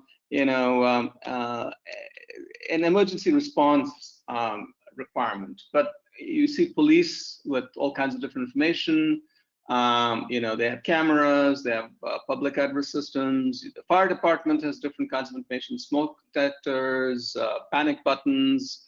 Hospitals understand, what their inventory is. And if there was some catastrophic event, right, like heaven forbid, a terrorist attack or some sort of natural disaster, what you want to do is have a coordinated response. And the problem is that at this point, all the data that's from these 3 departments, even though that they may be part of the same municipal government, is entirely in silos. And the police don't even know what data the fire department has, let alone be able to access it. So that's where IUDX came into play. So if I show you the next slide. Next slide. So we came together. So I'm based out of the Indian Institute of Science in Bangalore, and we've been thinking a lot about data exchange, data sharing, and secure data sharing. And when we had this discussion with the Smart City Mission, we said, hey, look, let's build a data exchange. And of course, we had some discussions with various people around the world, including with the FiveWare team, understanding what the best of breed was. And we built something called IUDX, the Indian Urban Data Exchange. So what that does is it really provides controlled data sharing of non-personal data. And it provides 3 different services. It provides a ability to find the data. So there's something called the catalog server. It provides a very comprehensive mechanism to control who gets access to the data. So that's called the consent server, and you can apply kind of different policies and payment mechanisms and so forth. And then it provides a resource server, which essentially moves the data from the source, from the provider, to the consumer, and that enables things like translation of data models into a common data format. So an application that is running on top of the platform using a set of standardized APIs will be able to access that data in a standard way without having to understand the nature of the underlying provider of the data. So if it's an IoT system generating, a sensor, say an air quality monitor generating data, you may have 3 different brands of air quality monitor, each one representing the data in different ways. The resource server will provide the homogeneity, so the application doesn't have to understand, 3 different data formats and underlying data models. So that's kind of the basic idea. And what we have done is, executed that, built that system. The key things here are that it is within a university. So it's a software development organization that we have created, but it's within a top university in the Institute of Science. So we get a lot of advantage in terms of academic interaction with various smart people in different departments. It's completely open source, and if you're interested, you can go to iudx.org.in and download the code. Version 2 is now available. And it is a collaborative project. So we're working very much between government, industry, academia, and we are, of course, collaborating on a global basis with entities such as the FiveWare Foundation, which has very similar goals and similar ambitions in terms of what we're trying to do, and also, of course, is also open source. So our idea is to conform to the same set of APIs and GSILD, to eventually share, data models and possibly share code as we move forward. We believe very strongly that it's not just technology. So making a successful data exchange requires things like governance and policy and economic models, understanding things like how a data marketplace works. So we have a framework that we've created there. And as I mentioned, we have deployed in 3 production cities so far. And these are all large-scale deployments. I mean, a city in India is a big entity, right? And we're talking about many millions of people, even for a small city in India. And so we have deployed in 3. We're going to be doing 10 more till next March, and then 20 more the year after. Next slide, please. Let's skip that and move to the next one. Okay. So we have a whole variety of different use cases. I think one of the previous speakers talked about, well, you know, the platform itself isn't enough, and you know, just sharing the data isn't enough. You've really got to figure out what the use cases are. So what we've done is in each of the cities that we've deployed, we've actually got real working use cases, right? So spent a lot of time working not just with the city, but also with partners who can create use cases that will run on top of our platform using data that is available through the platform and deliver something of value to citizens. So this is, for example, an application for safety, providing a safety index in the city of Pune, where we have deployed.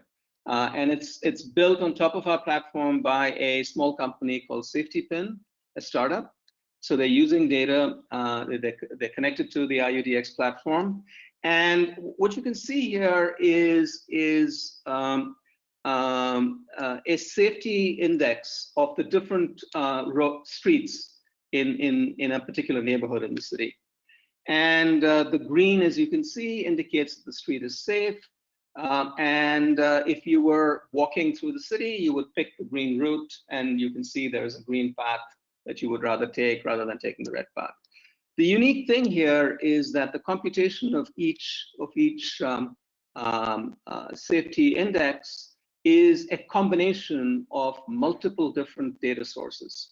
So we look at lighting from street lights, we look at openness using cameras, we look at visibility, we look at things like crowds, you know, the density of crowds. We don't just look at the density of crowds, we actually look at things like the gender diversity within a crowd. The idea being that if a crowd is a crowd made of families, it's going to be safe. Whereas if a crowd is just, you know, young men, then maybe, you know, it's not very safe for, say, a young woman to be walking around late at night. So that's kind of the idea. And so we use a variety of different data sources to create this notion of a safety perception index, and then put it all together to allow you to compute, you know, what might be the best path to a city if you're walking. Next slide.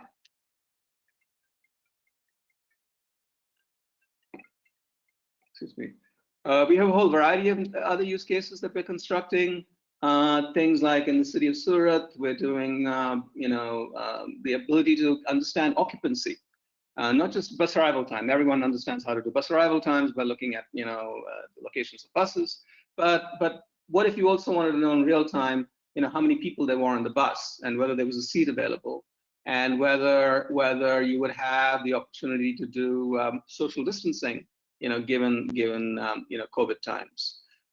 So these are things that we're able to get using data that's available from ticket collection, and combine it with bus arrival times and give you a pretty accurate idea of, hey, look, you're likely to get a seat on this bus. You might as well go and go down to the bus stop, or perhaps you want to wait till the next bus. I'm not going to go through each one. They're actually pretty interesting use cases. Just as an example, solid waste, right? We're looking at how to do optimization of pickups of solid waste. And there is a paucity of instrumentation, right? So the garbage bins and so forth are not instrumented. So the question is, how do you even know how much waste there is to collect, or how much waste has been collected? And so we've got some unique ideas to use things like smartphones and the accelerometers that are built within the smartphone, mounted on the dashboard within a garbage truck, to be able to actually do a pretty good estimation of how much load that garbage truck is carrying, and use that as a way of determining whether the garbage truck has room for additional pickups or not. And that turns out to be a pretty good proxy. So I'm out of time. I think I'm done with my 10 minutes. So I have one more slide, I think. Broad collaboration across ecosystems. We are working with many different agencies. We're sponsored by the Ministry of Urban Affairs, but we have close connections with the Ministry of Electronics and Planning Commission within India. We're working with many industry partners, both Indian as well as multinationals and startups, and we have something called the IUDX Consortium, which is a formal way of involving our industry partners. And then, of course, very importantly, we have collaboration in the open source and standardization community, FiWare being a key partner of ours, working with FiWare to influence Etsy through NGSILD, potentially TM Forum. We also looking at potential collaborations with the Linux Foundation because they are very interested in creating a reference platform for smart cities. And then, of course, academia, strong. There's so many interesting problems, research issues that come out of what we're doing, both in terms of using the data, interesting new approaches in security and management, and, a whole variety of different things which we can talk about if you had a little bit more time. So thank you. Yeah, thanks so much. Please, if you have any questions, feel free to contact me, and we're always looking for people who are interested in collaboration or helping in any way. Thank you very much, Dr. Gopal. It's really complicated to frame us that we are passionate about the topic in 10 minutes to show everything that has been done and we are doing. It's complicated, but thank you very much. And now, well, from India, we are going to fly to Spain, back to Europe, and then our last destination will be South America. But well, from Spain, we have a special guest today, Dr. Antonio Scarmeta. He has worked on different international and national research projects centered around networking, security, and IoT. He's currently the scientific manager of the Smart City project Mi Murcia. And welcome to the stage, Dr. Scarmeta. And yeah, the microphone is yours. Many thanks. I think you can hear me now. Yeah. Yes. Okay. Thanks. And so just to remember, you have 10 minutes. Thank you. Yep. I will try to be on time. So basically, as already was said, I mean, it's a pleasure to be here. I mean, I'm presenting here the project Mi Murcia, that is the smart city project of the city of Murcia, where I am collaborating as part of a research team. In this case, coordinated by the University of Murcia and also by the Murcia City Hall.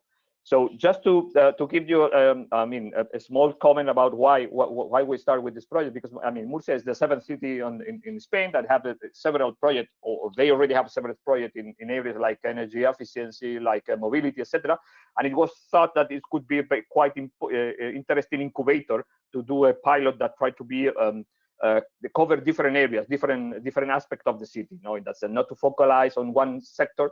But in different aspects, as you will see later. It's an integrated approach that we have tried to bring to this solution in that sense. So this is being funded by the national government with 8 million euros for mostly 3 years. Now we are in the year and a half mostly of the deployment of the project. And basically, just to know where is Murcia, you can see here this is Spain, the south of Spain. So in case in the future and the COVID allows you to come here to see what we are doing. So basically, the project was focused on the idea to how to change basically the vision and the interaction of the citizens with the municipality, with the city hall. And that's why we call it Mi Murcia. Mi Murcia means my Murcia, and refer to the idea that we want to be able to create different ways to access to the services of the municipality, depending on the interest of the user. So in that way, the idea is that you can have different views of the city depending on your own vision or their own needs, on their own requirements and so on. And the project was focused around 4 main areas: how to increase or better shape, I would say, the communication with the citizen, how to solve the problem of the citizen, how to make it easy to understand and to identify how to solve the problem, how to make open. I think one is linked also to some of the comments previously about how to be able to also provide data in open data so that they can be used by third party in order to generate new kind of service, and obviously how to provide a more sustainable city through improve on the energy efficiency, the water usage in the irrigation of gardens, and several other in the mobility aspect, etc. So at the end, I mean, this is what basically the general aspect that try to cover with the city. So as you can see here, the idea is to have an holistic view of how to manage the city, so that we are not focused only on transport or only on street lighting but basically how to manage globally the different aspects that need to be managed for the city in order to create solution for the citizens. At the end is was the point, no?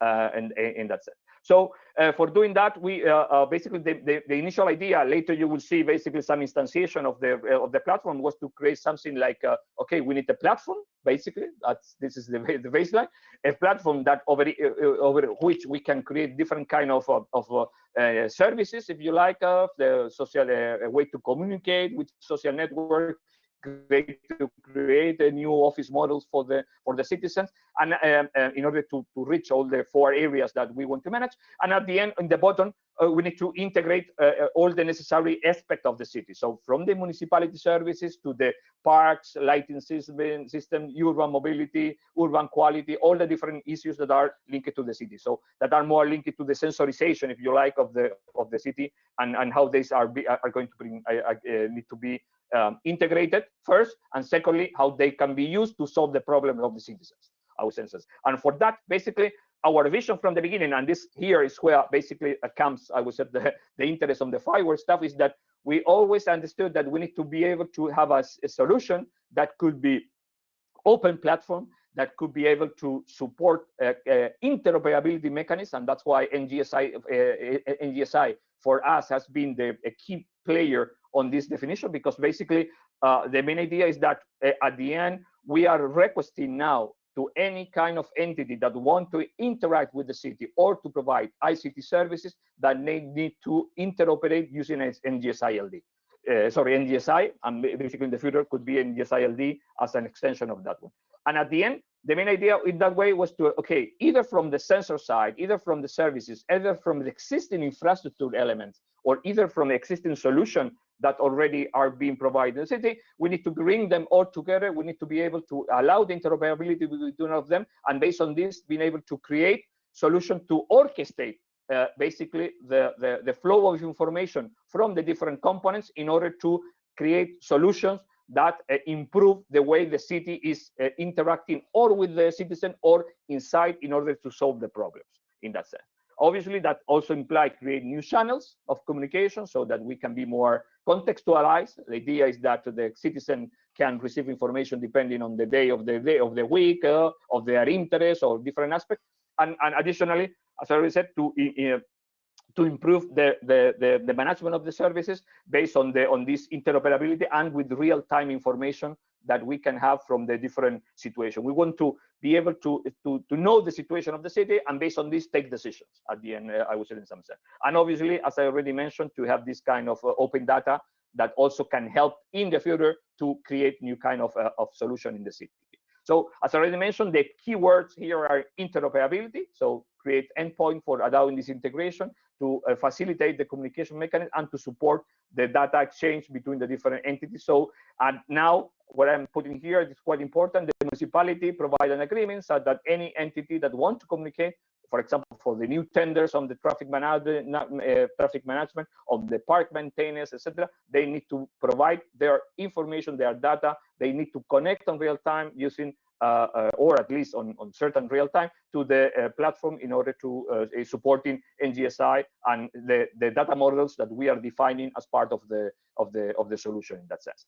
So actually, I mean, as I already said, this is part of the strategy that have the city. That is a long-term strategy about where the city needs to move.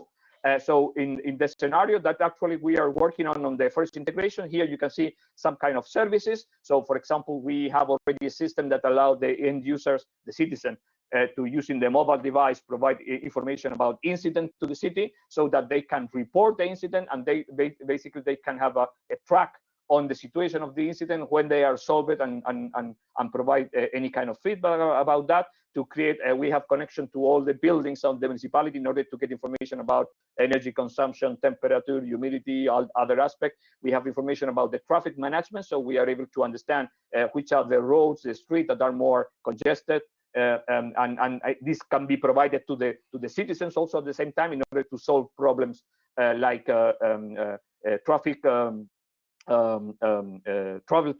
information, for example. We have all the information about the parking spots that are available in the city, so that we also now we are creating some tools that provide you with the probability to find a place depending on the time of the day or the day of the week, and where you want to go based on the information that we are collecting about the usage of the parking spots. In that sense, we have all the information about the rental bikes, where they are available, the number of bikes that are available, and we put all of them on the platform. We have the information about the tram, the bus stops, next bus, what is coming, the period of the tram when they are arriving or not to the different tram station. I mean, and different other aspects. So basically, what we have bring is the idea to we have integrate in some case with new sensors, in other case with existing system. So I think one important thing element here has been to integrate the existing infrastructure, for example, for the irrigation that we already have on the city, or the street lighting system. We have they are being integrated now also in the platform. So up to now they were like a standalone, a silo solution, and now they are going to be part of the platform. So at the end, the idea is that through the platform we can have all the information, and also we can manage all these verticals, if you like, with the idea that in some cases there will be interaction between one and the other, and we can take control of this situation, obviously. And we are creating, as already said, channels in order to present the information to the user in the right way. Here you can see, for example, an example that is showing you the situation of a quarter with all the information about the bus, bike, sensors, parking spots that are available on that area. That, for example, can be used on a totem that is being placed on a square that is in that area. So in that way, we personalize the information depending on the context of the situation in this case, because it's an area of the city. At the end, one important piece, and this linked very well with the previous presentation, is that what we want is not only to get the information, we want to be able to take decision over it. And for that, there's an entity that is being created that is called SEOS, that basically is the brain, we call it, of the system, where we want to collect all the information and provide several tools in order to do planning, analysis, so to understand pattern of behavior, to understand how the city is working, and based on this, help the managers of the city to take decision about the different areas that we are covering in that sense. Finally, just to mention, as I already said, this is at the end, it's a firewall platform where we are using different enablers. Here you can see main context broker, comment, SICAN, Cygnus, KeyRock for the identity management. We also have integrated some components that we have developed for the enabler from security. In that sense, that help also to increase the data sharing and in a secure way. And at the end, this is the contract is being given to Telefónica in Spain, that is in charge of making the deployment and doing the final development of applications and services in that sense. And just to conclude, one important point that we also always have tried to highlight, and is linked to the use of the open data, is that we want to use this, be able to provide this data, so that the platform and the city as such can be a laboratory for innovation, so that entrepreneurship, innovators can take the information from the city, can try to identify new solutions, and in collaboration with citizens, try to create new solutions that improve the behavior or the living of the citizens in our place. So that's all mostly what I want to say. So I think it's, as I said, one key word here is interoperability, and that is being provided because we are using using NSGI as the interface, and it is clearly that we need a platform like this one that allow us to generate and create different kind of solution that at the end can cope with the kind of needs of a city like Murcia. It's 500,000 in that sense. That's all from my side. Thanks. Thank you very much, Antonio, and thank you for trying to wrap up everything in 10 minutes. I know that is difficult. Definitely, for sure, next time I fly to Spain, I'm going to visit you there to see, because yeah, I see a lot of interesting projects that should be also, replicated around the world. Thank you very much. So just one remark, as we are going a little bit out of time, we ask the audience to be placing again the questions in the chat. All the speakers from the second part of our event will be replying directly in the chat or in privately, so we can gain time with this. Our last guest today, now we are flying to South America, to Uruguay. Eber Azaf has an MBA in strategic management, and he is now the regional service director at Arnaldo C. Castro and director at Lideco Commercial Defense League in Montevideo, Uruguay. We invite you, Eber, to take your place here on the stage, and yeah, the microphone is yours. We cannot hear you. Are you hearing me? Yeah, now we can. Okay, perfect. Thank you very much. Well, thank you for this great presentation. We really appreciate this invitation, and it's an honor, a pleasure to join and to participate in this prestigious event. For us, it's a recognition as a country and as a company for the work we have been doing, and particularly our commitment with fiber. I want to congratulate the other speaker in this section, in this part of the event, and we really had a very interesting presentation. I will go quickly in this first part in order to have some time to offer for the other slides. My name is Eber Azaf, and as I told you, I have been working for more than 40 years in the company, so I have the opportunity not just to see the evolution of the technology, but at the same time to see and to lead the evolution of a city. So the topic of this event is a very interesting challenge for us to talk about what our country is doing in this part of the world. First of all, let me introduce my company. We are so far from you, and I decided to dedicate a couple of slides to show my company. We are a regional integrator with more than 83 years of presence in Uruguay, with office of course, in Uruguay is where we have our headquarters, Argentina, and in Paraguay, and we have more than 400 specialists dedicated. We offer a complete portfolio of solution products and services, and in particular, we have an innovation and new technology division where our commitment to IoT and smart cities stand out. We have been working with fiber for more than 5 years with our strategic partner Engineering from Italy, with whom we have implemented the first certified fiber platform in Latin America. This was in a government telecommunication company. The name is Antel. We also have carried out a specific event with the presence of our foundation management team, and we have become an ICAP for Uruguay. Okay, here in this. In this slide, you can see a full scope of solutions from hardware, software, development, project, data centers, ERP, CRM, artificial intelligence, many among others, which allow us to solve, deliver, and cover all the needs and requirements of our customers. Okay, so the objective of my presentation is to present some principles and key concepts on which smart cities and sustainable models are based, and the relationship they have with inclusive innovation. We have had excellent speakers, and they have commented on these topics. Anyway, I want to reinforce those concepts and emphasize some key components. Let's start saying that there is a clear trend toward migration to urban cities. As a result, urban areas are becoming increasingly congested, and of course, population growth. Urbanization brings advantages, but also challenges. For example, more demand in basic resources like water, energy, education, security, among others. So we can say that social, economic, and environmental issues are strongly connected. And the next question will be, how can cities become sustainable?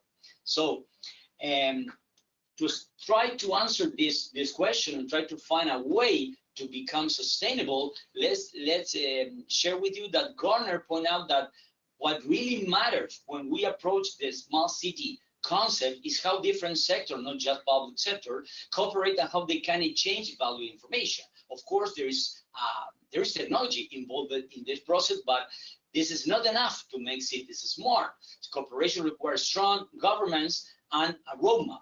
Another key ingredient is inclusive innovation that we will see in the next slide. So we start saying that open government is a bridge of dialogue.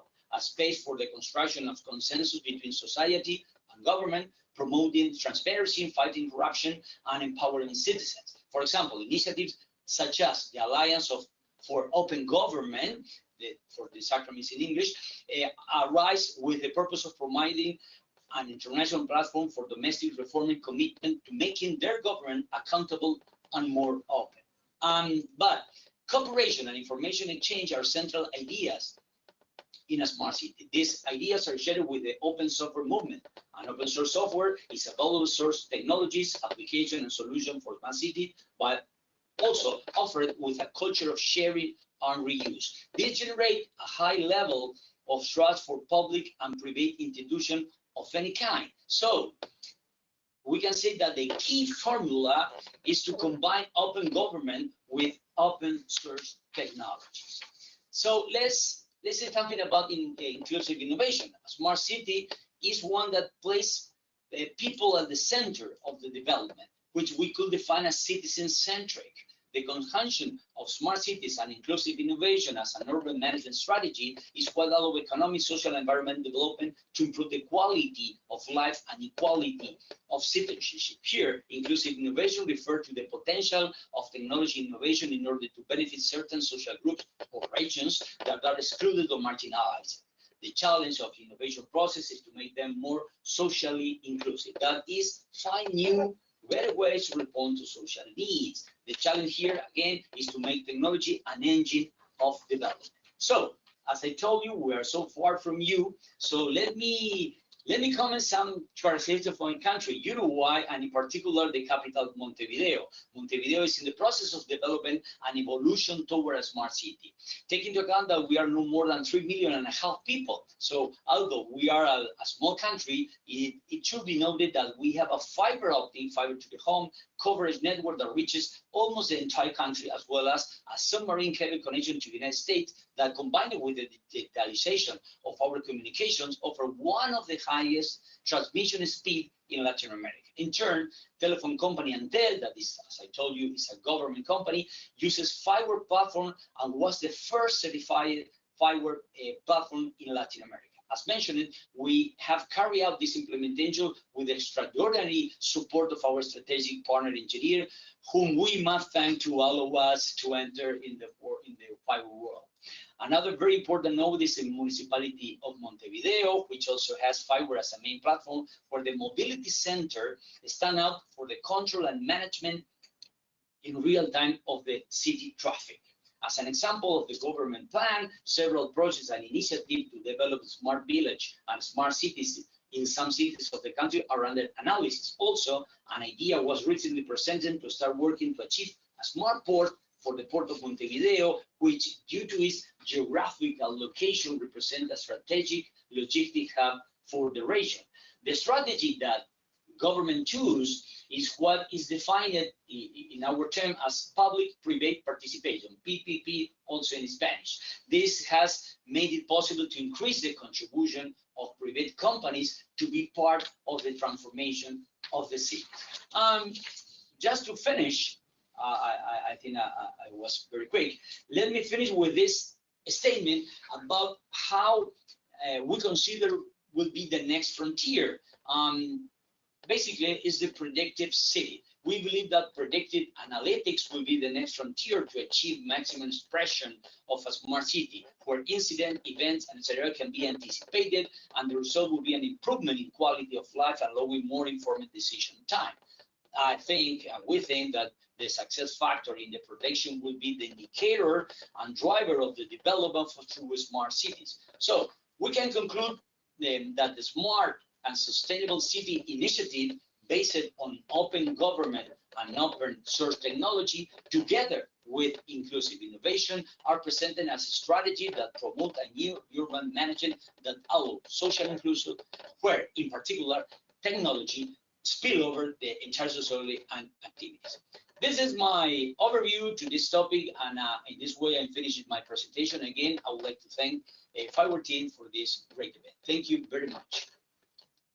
Heber, thank you very much, and you were precise 10 minutes. Fantastic. Huh? They tell us, they tell that us Latin Americans, we are not so good in timing. Today you were fantastic.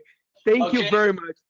Thank you. Okay, well, as I said, we are reaching. I mean, we have just reached our final speaker.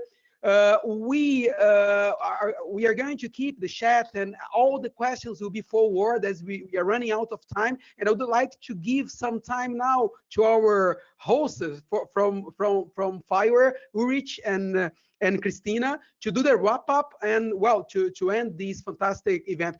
I was just counting here. We have been through 8 countries today. So if you had to travel to see these people and to learn about these projects, would take us more than 40,000 kilometers flying. So yeah, we got to do a lot in 2 hours. So Christina and Ulrich, the stage is yours. Thank you very much again for hosting us today. Yeah, it's on me to thank you very much. And first of all, thank you very much, Renato de Castro, for your excellent moderation, keeping the whole bunch, the whole world in time and guiding us through this very, very interesting, for me, very interesting event. And we have a range of, have had a range of outstanding speakers we saw here from different countries, as you mentioned, from different continents. And for me, it is impressive how the technology, how the standards which were developed in the Fiverr ecosystem have been adopted by the European Commission, but also around the globe. We saw examples from Japan, from India, from North America, from South America, and only Africa was missing. But next time, I think we will also get examples from Africa. And we saw that cities are becoming more and more important. More and more people will live in the future in cities. And finally, digitization, open standards, and interoperability will be the key transformation drivers for cities, using the capabilities of digitization to be able to optimize the operation of the city and to improve the quality of life of their citizens. And public administrations need to jump onto this bandwagon, as they are engines for economic recovery and social transformation. Recovery means also managing the burdens of the COVID-19 situation we do have, where we see in some areas really challenges also for digitization projects which are stopped. The sidewalk project in Toronto is a good example, stopped due to COVID-19. On the other hand, a lot of digitization activities started to be better able to manage the effects of COVID-19. So in total, we as a Fiverr ecosystem, we are able to contribute to this development in the cities, in the area of smart cities. And from my side, thank you very much again to the moderator, to all speakers, but also to the whole marketing team of the Fiverr Foundation, who has prepared this session, led in for this session by Angeles Tellado, who did the introduction this morning, and now handing over to our Chief Marketing Officer, Christina, for the closing words. Thank you. Yeah, thank you, Ulrich. Thank you very much. And I think we can go ahead with the next slide. This is closing remarks, but it doesn't mean they are less important, because we just want to stress once more that we have really a great project just in front of us, and you can contribute all to this, which is a worldwide top catalog of the smartest cities in the world, running open source and best obviously running Fiverr. We know we are on all continents. We know many, many cities where we are already implemented.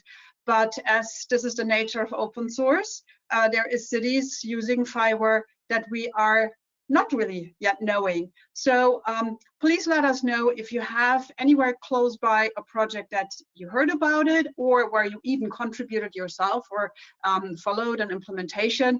And you know, you can drop us an email, or even better, just fill in our little survey. It's really just a few minutes. We ask you for your contribution. And of course, there's also a little goodie for this. If you do so before December 15, we will guarantee you get into a smart city catalog book that we are preparing in January. Okay, so we'll be promoting this a little bit more. You don't need to lose or register this link, but if you can register it now, make a copy and just click on it and help us creating this catalog that will help all the cities in the world. And referring here to what we've seen with Yasunori before, he was talking a lot about city-to-city collaboration, and this catalog can help in this too, as you will see how other cities work in this environment. There is a few more events coming up, and this was the second Smart Cities event. We will have more of them, but we obviously look also into other industries where fiber is very much active, and this is about agri-food industry and also mobility. So pencil that down in your agenda. They're shortly upcoming, and we're not stopping this year. There will be more coming up next year too. Said that, I know we ran a little bit late, but I have the chance to close the session in time, just focusing on one more thing. And this means stay in contact with us or get in contact with us. We have many areas where we invite you to collaborate or to be in our marketplace or in our material or even on stage with us at different events like the one today. And here is all the contacts. And of course, the session is registered, so you can get all these contacts once more if you just go to our YouTube channel afterwards. Said that, thank you very much for our media partners that are, in this case, Business Reporter, Compass List, Smart Cities World is one of our latest ones, and Zoom Global Smart Cities. And we couldn't make it without them, and obviously without all the great speakers we had today and our super moderator. So thanks once more, Renato. Always happy to have you around us, and I think I can speak for all of us. Hopefully we'll see each other soon in a face-to-face event. And so until then, we do it digitally, and this means not less great content, but just through another channel. So thank you very much for attending, and I hand over for the very, very last words to Renato again. Thank you.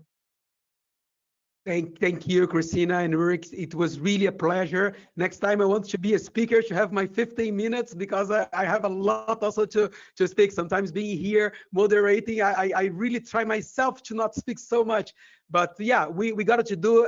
We finished on time. Thank you very much, everyone that was following us. And again, everything is about networking. Fire is about network and collaboration. So contact with us and yeah, give your piece of contribution that we can